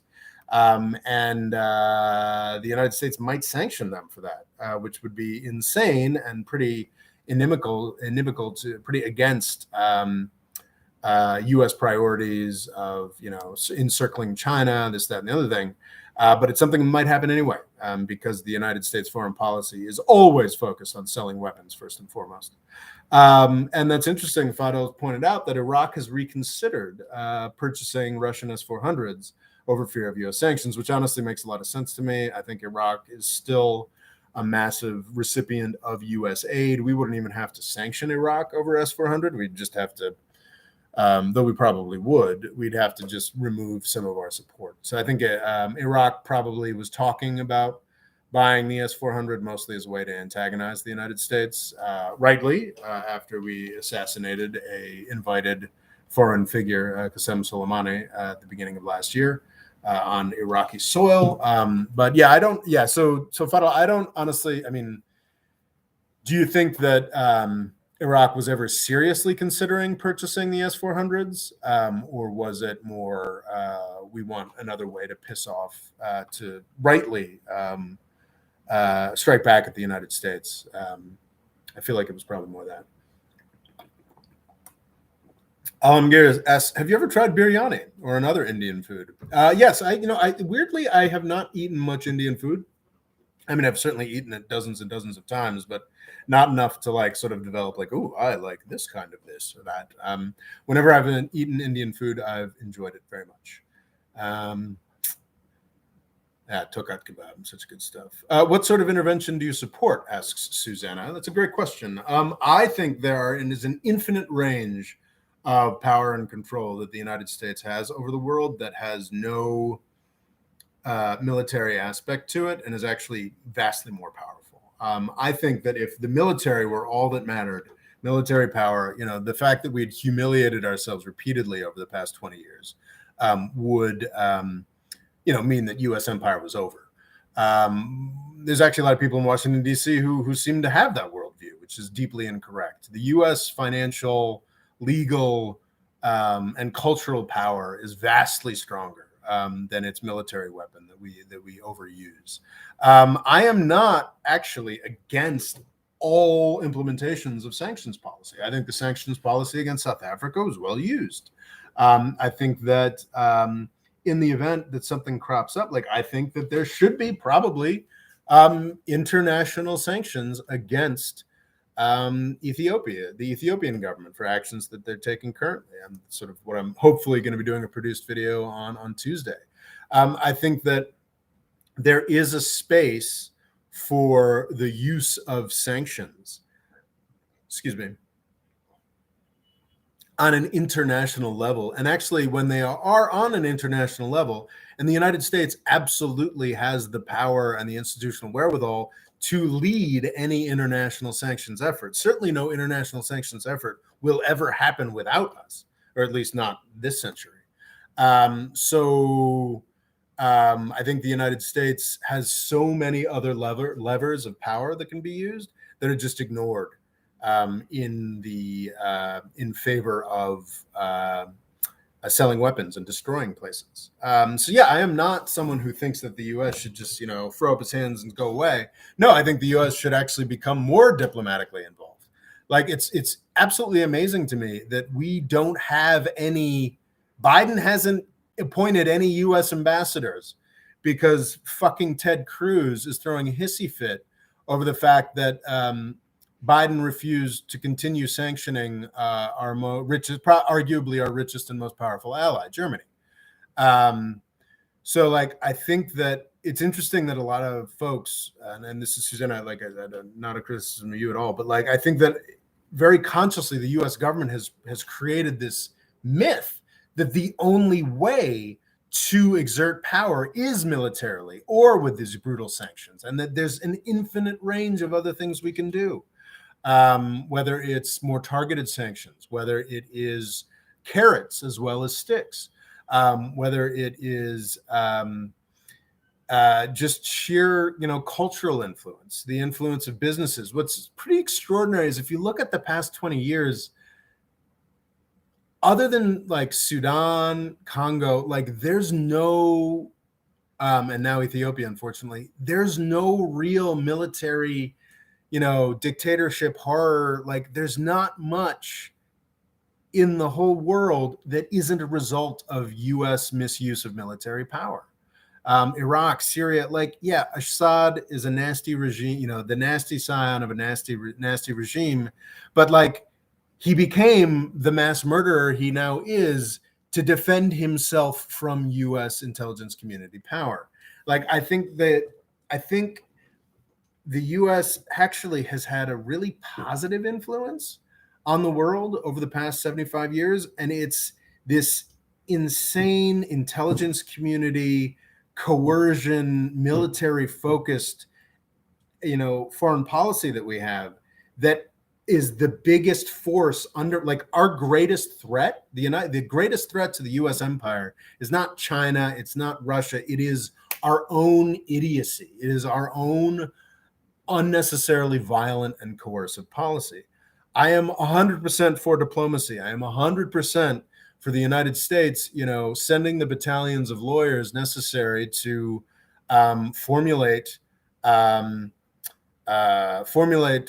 international agreements that are entirely in our favor. We used to be really good at that. Like, what do you think the IMF? Why do you think the IMF and the World Bank are based in Washington, D.C.? Like the WTO, we wrote all that shit. Like, and I think it's really like the main steps that the U.S. has to take to make itself more powerful and guarantee its security going forward are internal steps, but also we need to treat diplomacy more seriously. Because, if you've just got a U.S. ambassador in the country saying, don't do that, or we think you should do this, and here's how we'll bribe you if you do this instead of doing that, the U.S. has almost infinite power. It's almost like the U.S. has consciously been acting more stupidly post-Cold War so as to create more problems that we can solve. So, yeah. Do we have any more super chats? Oh, yep, Christopher Murtaugh. Thanks as always for the voice of sanity and reflection. Well, thank you, Christopher Murtaugh. That's very kind of you, very generous. No questions? Let's see. What we're talking about here. Multimeyer says, I somehow doubt that the U.S. low wages are all now working on Californian fields, but okay. I think that's very true. That is very true. But I think I think there are a lot of things that I believe is like an open borders, sort of neoliberal kind of guy, and I am that. There are a lot of arguments that have been sort of disproved recently. Yes, there are no U.S. folks who are going to go work in the agricultural sector in the United States. Go do strawberry picking. That's just not something that's going to happen. The stuff that's still happening is migrants who are already here. But what most immigrants in the United States, in most of the United States, or most of the places, the urban places where people live in the United States, work in things like delivery people or line cook or service industry stuff that actually low-income Americans totally will do if they're paid enough. And I think that's something that I'm seeing on the streets of New York City right now. And I think that, yeah, for sure, your general low-income American was never going to go do horrific agricultural or meatpacking work that arguably shouldn't exist in the 21st century. But those are only a small percentage of the jobs that migrants to the U.S. were taking. And to be clear, I remain very pro-migration in the United States. The United States is a nation of immigrants. I'm just honestly a little floored by what's happening in reality around me. the classic sort of pro-immigration things like, what would you do on a day without a Mexican? What would you do on a day without immigrants? United States would fall apart. And yeah, to some extent, we absolutely are. Like, there are a lot of people angry about labor shortages and like, oh, how are we going to do this? I have to close my business. But what's happening is like businesses are changing and we have a labor shortage, and it's just fucking supply and demand. Like, if you have a labor shortage, sure, like Americans aren't going to go work in the strawberry fields, but they are going to go work for, work in a restaurant if that restaurant's going to pay them $17, $20 an hour. And that's something that wouldn't have been happening if we'd had the same kind of migration. So, like, yeah, it's a weird thing, and it's obviously goes against my principles, to talk about these sorts of things. But it's also just seems to be what's happening. So we got to deal with reality, even if it's uncomfortable for our principles. We have another super chat. Tripoli has started construction on a $10 billion US metro system with the help from the Japanese to build a state-of-the-art metro system. And, $10 billion in the United States will literally build you 2 fucking subway stations and the train that goes in between them. But $10 billion in Libya? Man, that sounds awesome. Like, I assume that, Tripoli, probably before it has a unified, peaceful government, will have a very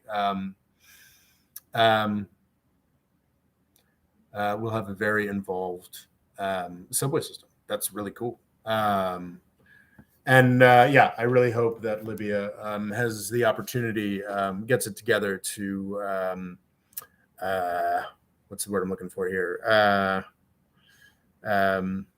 I hope that Libya can actually form a unified government and finally put the past decade of war behind it.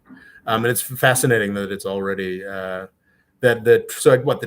Tripoli municipal government has put together like $10 billion for a metro system. That is crazy. Fado asks, more freedom fashion. Should the U.S. then support BDS if you think it should sanction Ethiopia? Should the U.S. sanction? Well, see, what do you mean support BDS? Like, should the U.S. Follow its own policy and have sanctions against actual settlements in Israel? Yeah, sure. Yeah, sure. Keep in mind, what I'm talking about with sanctions on Ethiopia is not starve them out, kill the country sanctions. I'm talking about like targeted sanctions against Abiy Ahmed and folks in his government. I am not talking about like full stream sanctions against the whole country, which it would take a lot for me to actually support that. Dexon, more freedom for. Do you have any formed opinions about India and their politics? Yes, I do, but I don't know enough about the country to really talk about it much.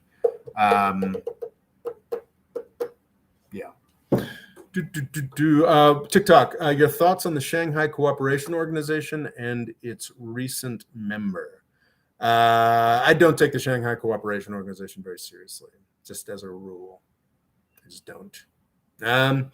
Let's see. Multimeyer says, so the U.S. has accepted 11,000 refugees in fiscal year 21. Germany 55,000.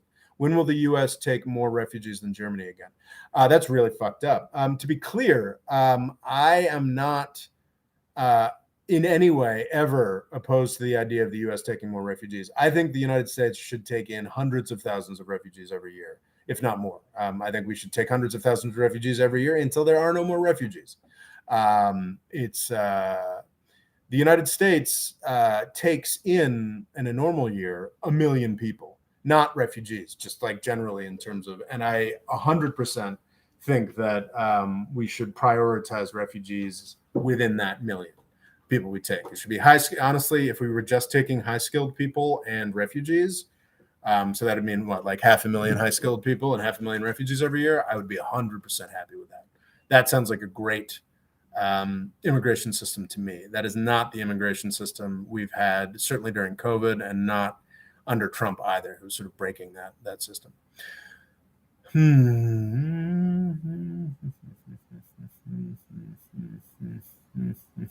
How long will the stream be?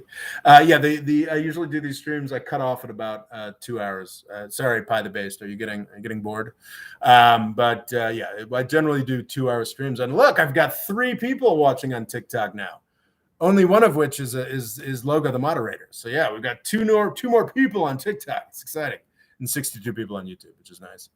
That was exceptionally explicit. What, talking on how the Shanghai Cooperation Organization is not a focus. Alan, thank you. A massive super chat. Thank you so much. Any thoughts on the Libya stabilization initiative held in Tripoli today? Libya hosted 31 countries for the first time in a decade. What signals that send? That's fascinating. I did not know that, and I guess that's probably what Fadel was talking about. That just the ability to have people in Tripoli is a huge indicator of stabilization. Let's keep in mind that 2 years ago, it was May of 2020 when the siege was broken.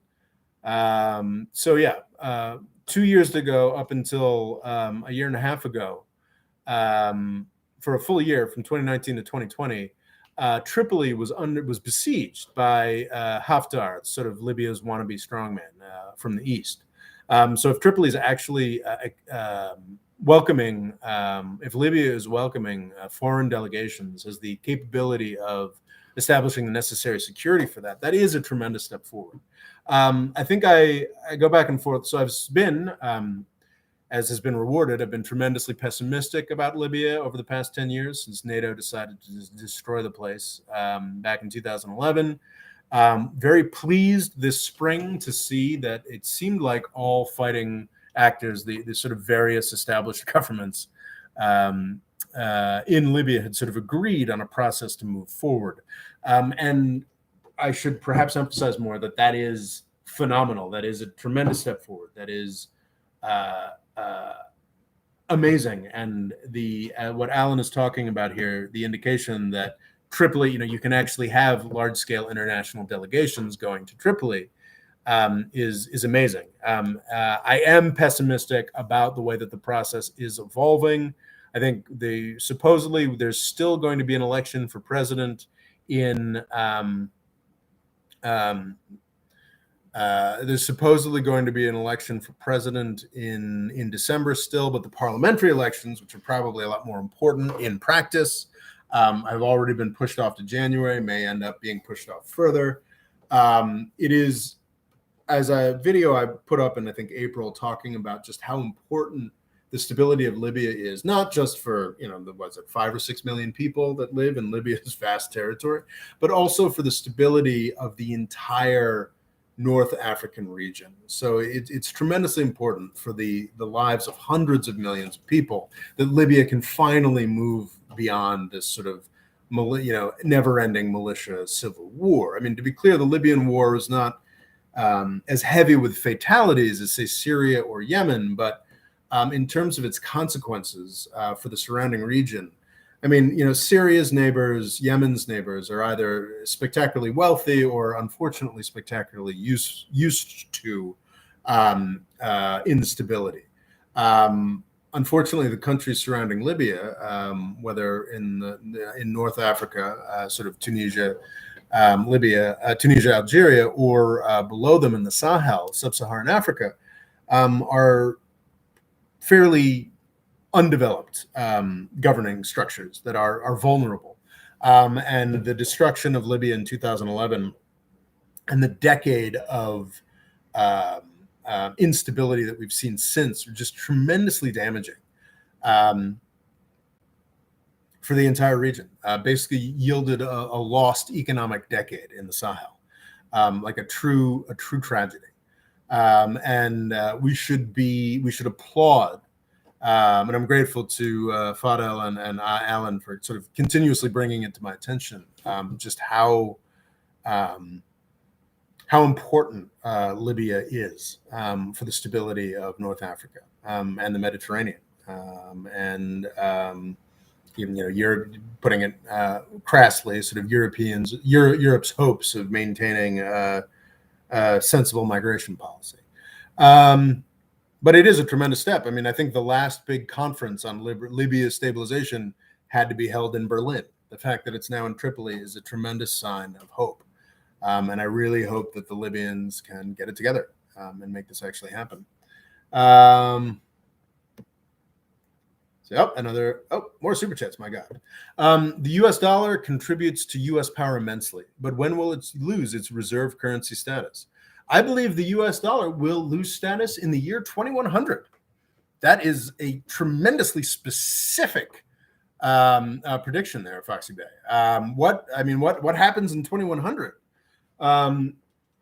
Who knows? Could be what happens.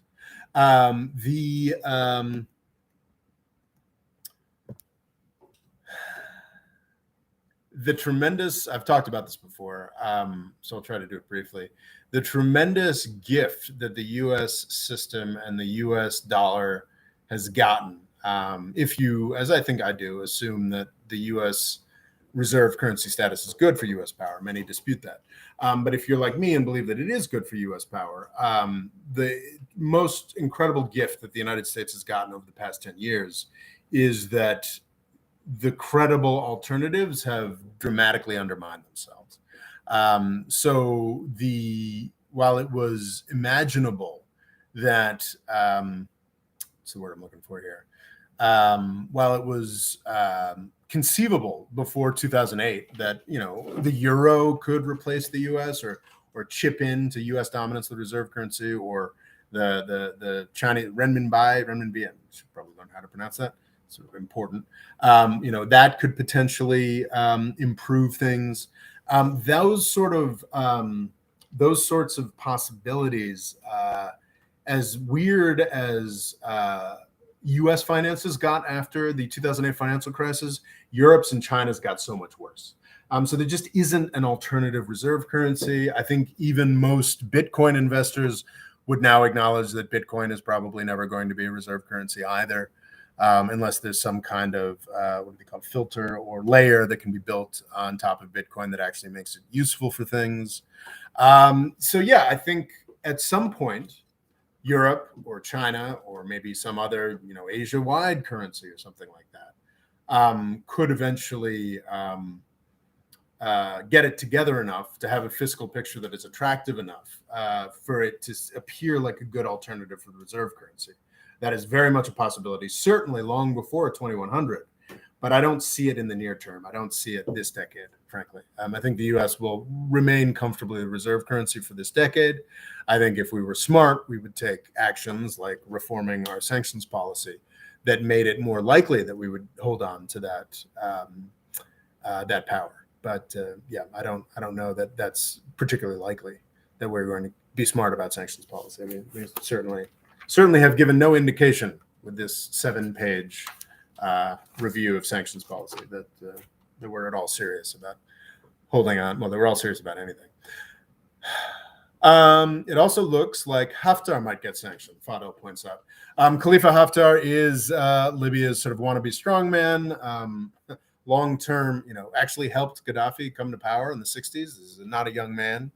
Then had a falling out with Gaddafi, was a fully paid member of the CIA for decades, and has been trying to set himself up as Libya's strongman. Really for most of the past decade, has sort of acted as a tremendous spoiler with a lot of Egyptian, UAE, and Saudi funding. Basically, those three countries objected to Muslim Brotherhood elements in prior attempts to set up a functioning Libyan government. So they've happily bankrolled Haftar as he destroyed things. There are a number of sort of shifts that will hopefully end up being anti-Haftar. You've got Turkey and Egypt seeming to be making peace after 8 years really of enmity. That's a good thing. It seems like Turkey and Egypt both might be interested in actual peace in Libya now. So that makes Haftar less attractive. There you go, Fadel. That is somebody. Yeah, Khalifa Haftar is someone. Khalifa Haftar, his sons. That's someone that U.S. sanctions should 100% be used against, and I have no trouble using U.S. sanctions, targeted U.S. sanctions against Khalifa Haftar and anybody who's let his mayhem continue over the past 5 years. That's a guy who needs to be sanctioned. Moulay Ismail, is that an old leader of Morocco? Anyway, it's a very, very familiar name, Moulay Ismail. Any thoughts on the future of Western Sahara? Not really. As I think pointed out both in my own video about a year ago and in a recent collaboration with Caspian Report, I am not. I don't take the. Oh wow, Lion Guy says Moroccan Sultan who won our last civil war. Thank you, TikTok. That is helpful. And Lion Guy, I think, is now the only person watching on TikTok. But hey, I'm excited that I'm doing this on both TikTok and YouTube. Any thoughts on the future of Western Sahara? So yeah, it is not an issue I take particularly seriously. The Sahrawi people are 500,000 people versus 40 million in Morocco. I think that the loss of the sort of Sahrawi cause, which I think you can see is sort of symbolized by the Trump administration and now backed up by the Biden administration's choice to recognize Morocco's control of Western Sahara. I think it is definitely, as with the plight of the Palestinians, that I think very few think will be resolved. Very few now think will be resolved in a positive way for the Palestinians. I think these are indicators of a world becoming crueler. Also, we were talking earlier about the possibility of, Lebanon maybe getting swallowed up by its neighbors. These are all examples of a world becoming crueler, of a world becoming less capable of helping out the weakest sort of national elements, and that's sad. But yeah, I don't think the Western Sahara issue is going to be one we're going to hear much about going forward, and probably not worth investing much mental energy in. Unless, of course, the Algerian oligarchy decides to start a horrific war between Algeria and Morocco over that. That would suck. That's possible. That would be very bad. So here's hoping that doesn't happen. But I am conscious that this is very sad for the people there. All right. Well, we are into the period where it's time for either super chats can keep me going, but then it's time to start pitching. And there's a super chat. So Angel Balanzar asks, any thoughts on Saudi Arabia talks with Iran? I am 100% for them. They are fantastic. I think it's one of many indications where actually the world gets safer and more able to work with each other and more diplomatic when the United States is not there. To be clear, I do believe that U.S. power, U.S. Military might has had a positive effect over the past 70 years, making it less likely that countries invade each other. But that does not mean that the U.S. should be using that military force by putting it in a region and playing favorites. I think that the U.S. military is useful when it is off over the horizon saying, don't do bad things. That keeps really horrific things from happening. What's really bad, and has been the case for the past 30 years, is the U.S. is right there being like, do whatever the fuck we want. And Saudi Arabia is our boy, so listen to what he wants. That's not helpful for peace and prosperity. So the U.S. sort of withdrawing, I think most would consider. I think most would concede that Saudi Arabia and Iran are having talks and interactions because Iran bombed that Saudi refinery back in 2019. I think it's Abqaiq. I can't pronounce it. But there was a refinery that I think basically represented like 5% of world oil production or something along those lines that was knocked offline by sort of Houthi Iranian missiles in 2019. And Saudi Arabia was like, all right, invade Iran for us, Trump. And Trump was like, no.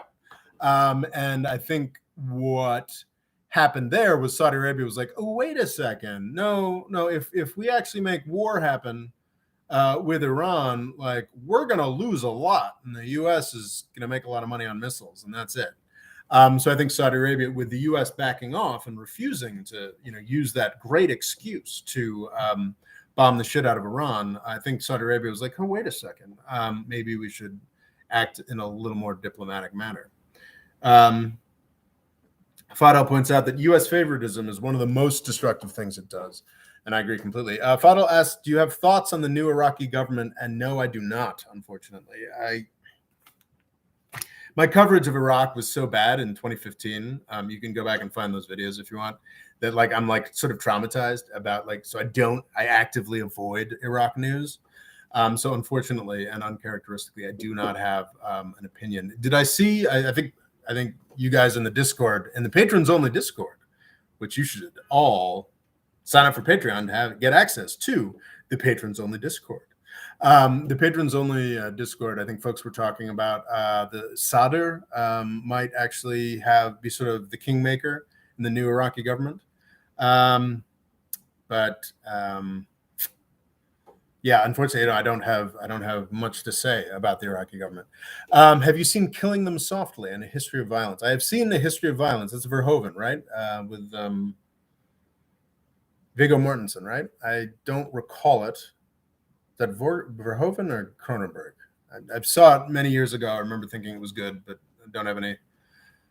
All right, Dexterman says, wait, last question, Rob. I live in NYC. Are there any ways for us to stop DC from becoming our country's imperial city? That's a fantastic question, Dexterman. It's something I think about a lot. I actually have a few videos on the fall of New York. They're old. I think the steady encroaching of Washington, D.C. as our imperial city, I think it's inevitable. Of course, it's up to us whether it's something that happens very quickly or something that happens very slowly. Power will continue to consolidate in Washington, D.C. to the detriment of everybody else. One thing that the New York could do is actually sort of reform its zoning laws, actually, as I was talking about earlier. If you just pack more people and more economic activity into places like California, Texas, and New York, you keep the rivals built up. You keep rivals to DC built up. I mean, in the United States, we're still at a point where I think DC, if you include Baltimore, is still only the fourth or fifth largest metropolitan area. And we should, if we're interested in keeping, I think the world is interested in Washington, D.C. becoming less of a power over over the United States, frankly, because the more imperial, the more interested in what Washington, D.C. is interested in that the United States becomes. Oh, dear. Okay, we're going to keep going here because we got another super chat. The more interested that as someone in TikTok points out, what does that mean? DC is an imperial city right now. It's yes, DC is an imperial city, runs the U.S. empire.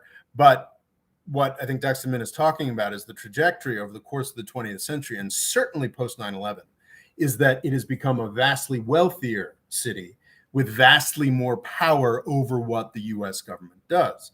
I mean, intentionally, the U.S. Constitution has powers that are limited. It is geographically limited.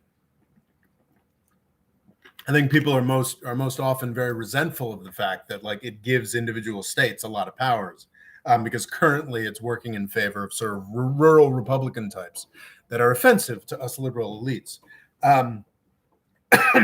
But it's very important. The founders intentionally built the country that way because they had a lot of models in, every empire before where, the imperial center, the empire, the emperor of Rome. Oh God, a lot of super chats. We're just gonna do this all day, huh? I mean, I'm very grateful for super chats and we'll happily continue talking as long as super chats keep coming in. Yes. So Washington, D.C., in my lifetime, I moved to Washington, D.C. in 2003. It was kind of a backwater. It was kind of an embarrassing place to be. It was a cheap place to be. Thanks to 9/11, thanks to the amount of money that went into our national security state, most of which is based around Washington, D.C., the defense contractors, D.C. over the past 20 years has become one of the most expensive and most desirable places to live in the country. That's a bad trajectory for the stability of the United States. As Washington, D.C. gets richer, the United States will get more interested in more war and more destruction. So that's why it's bad for the world in general. It's bad for the United States as well, because a more top-heavy place just becomes weaker. France is another great example. France was the most powerful country in Europe for thousands of years, for 1,000 years.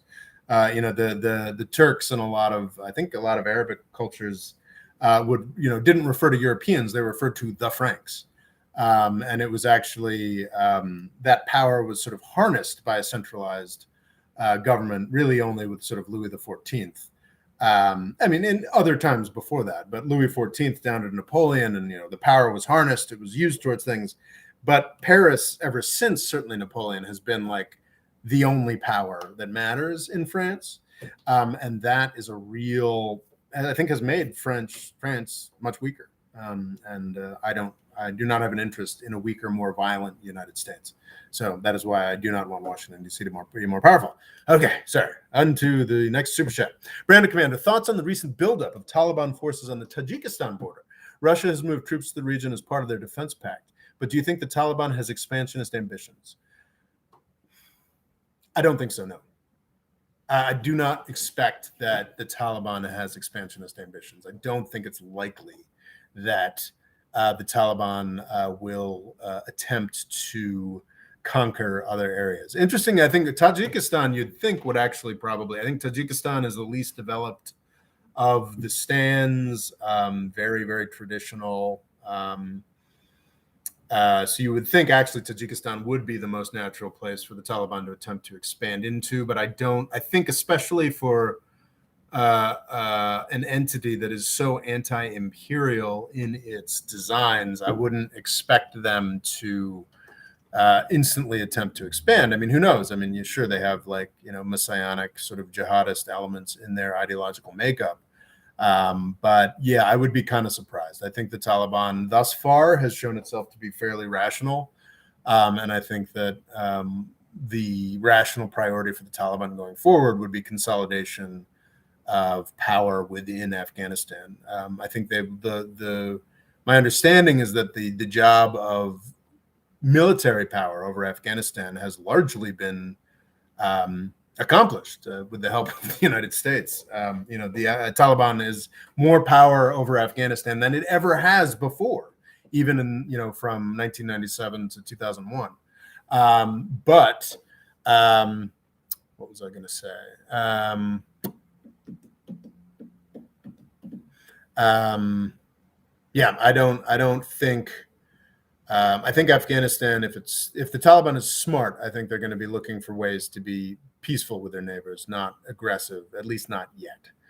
That is my assumption.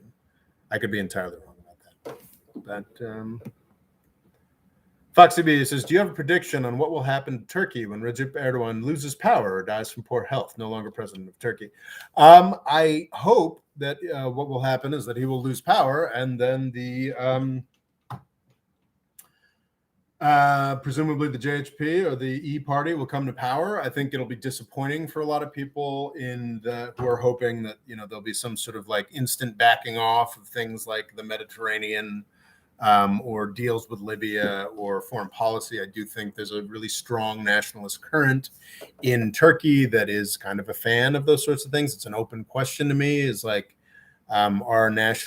nationalist element expressed in the E party that's probably going to be a factor in every coalition? Is it the kind of nationalism that would actually enjoy the occupation of Syria? I would hope not, but maybe not. But maybe. I think that what we would see very quickly is a tremendous economic rebound.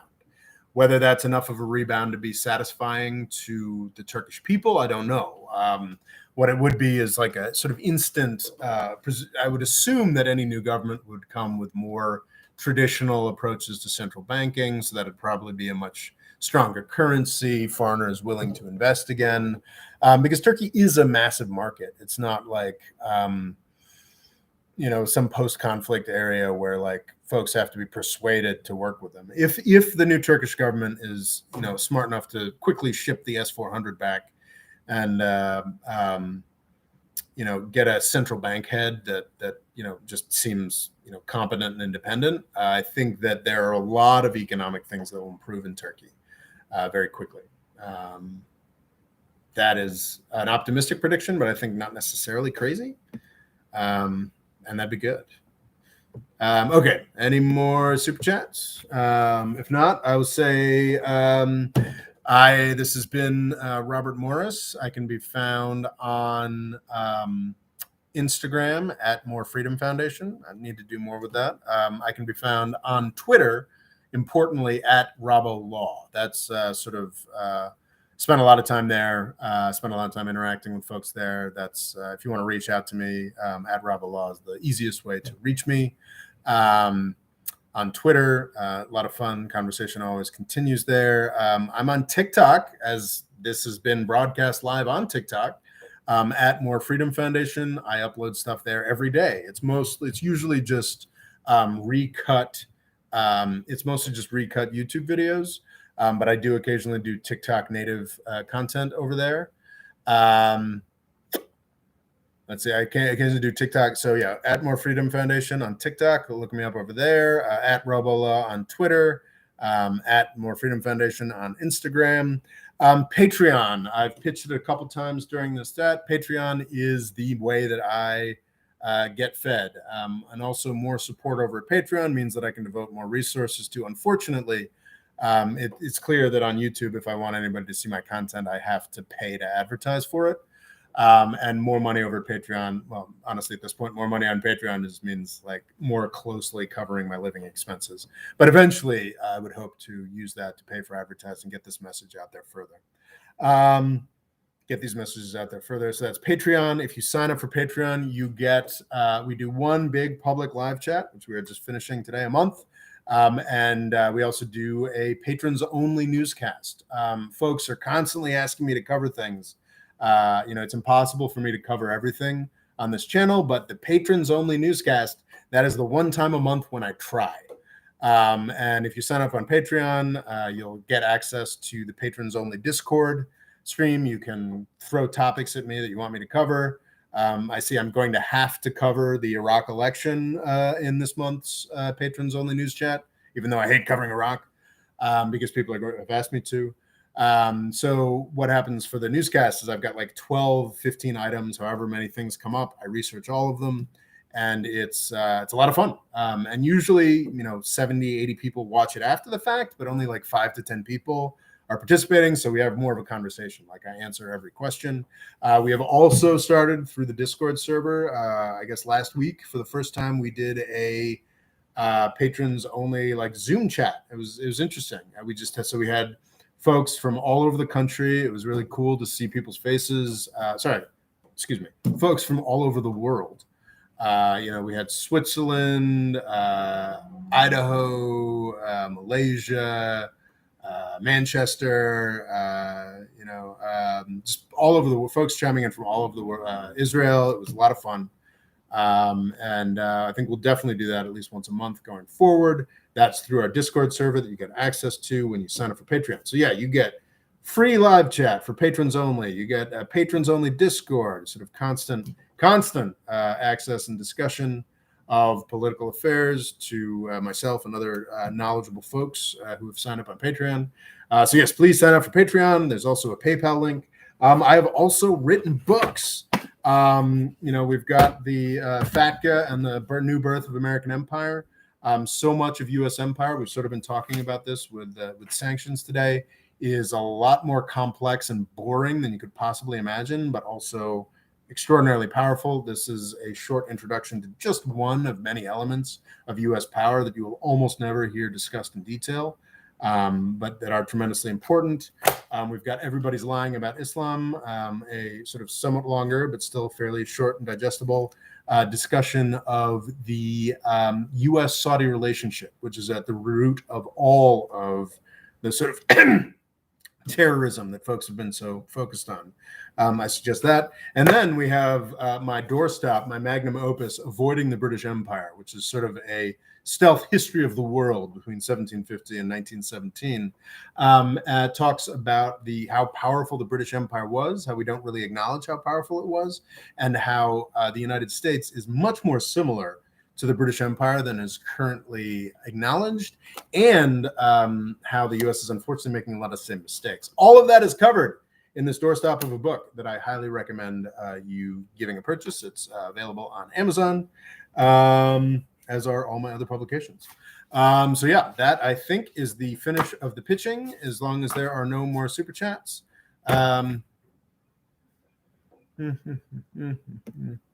Oh yeah, Angel Ballanzar asks, are you planning on making more Iraq videos? One day, one shining day, I would like to make more Iraq videos and do the study necessary to bring that about.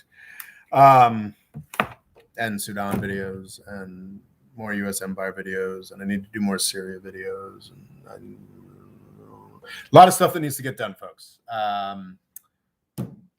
Yeah, but thank you so much, and thanks to everybody here. Patrons are tremendously important, but it's also everybody who shows up, comments, participates. None of this is possible without you guys. Even if I do eventually have to give up, I will always be undyingly grateful to the audience that made this possible. And you are continuing to make it possible. So thank you so much. I think we are ending the stream now.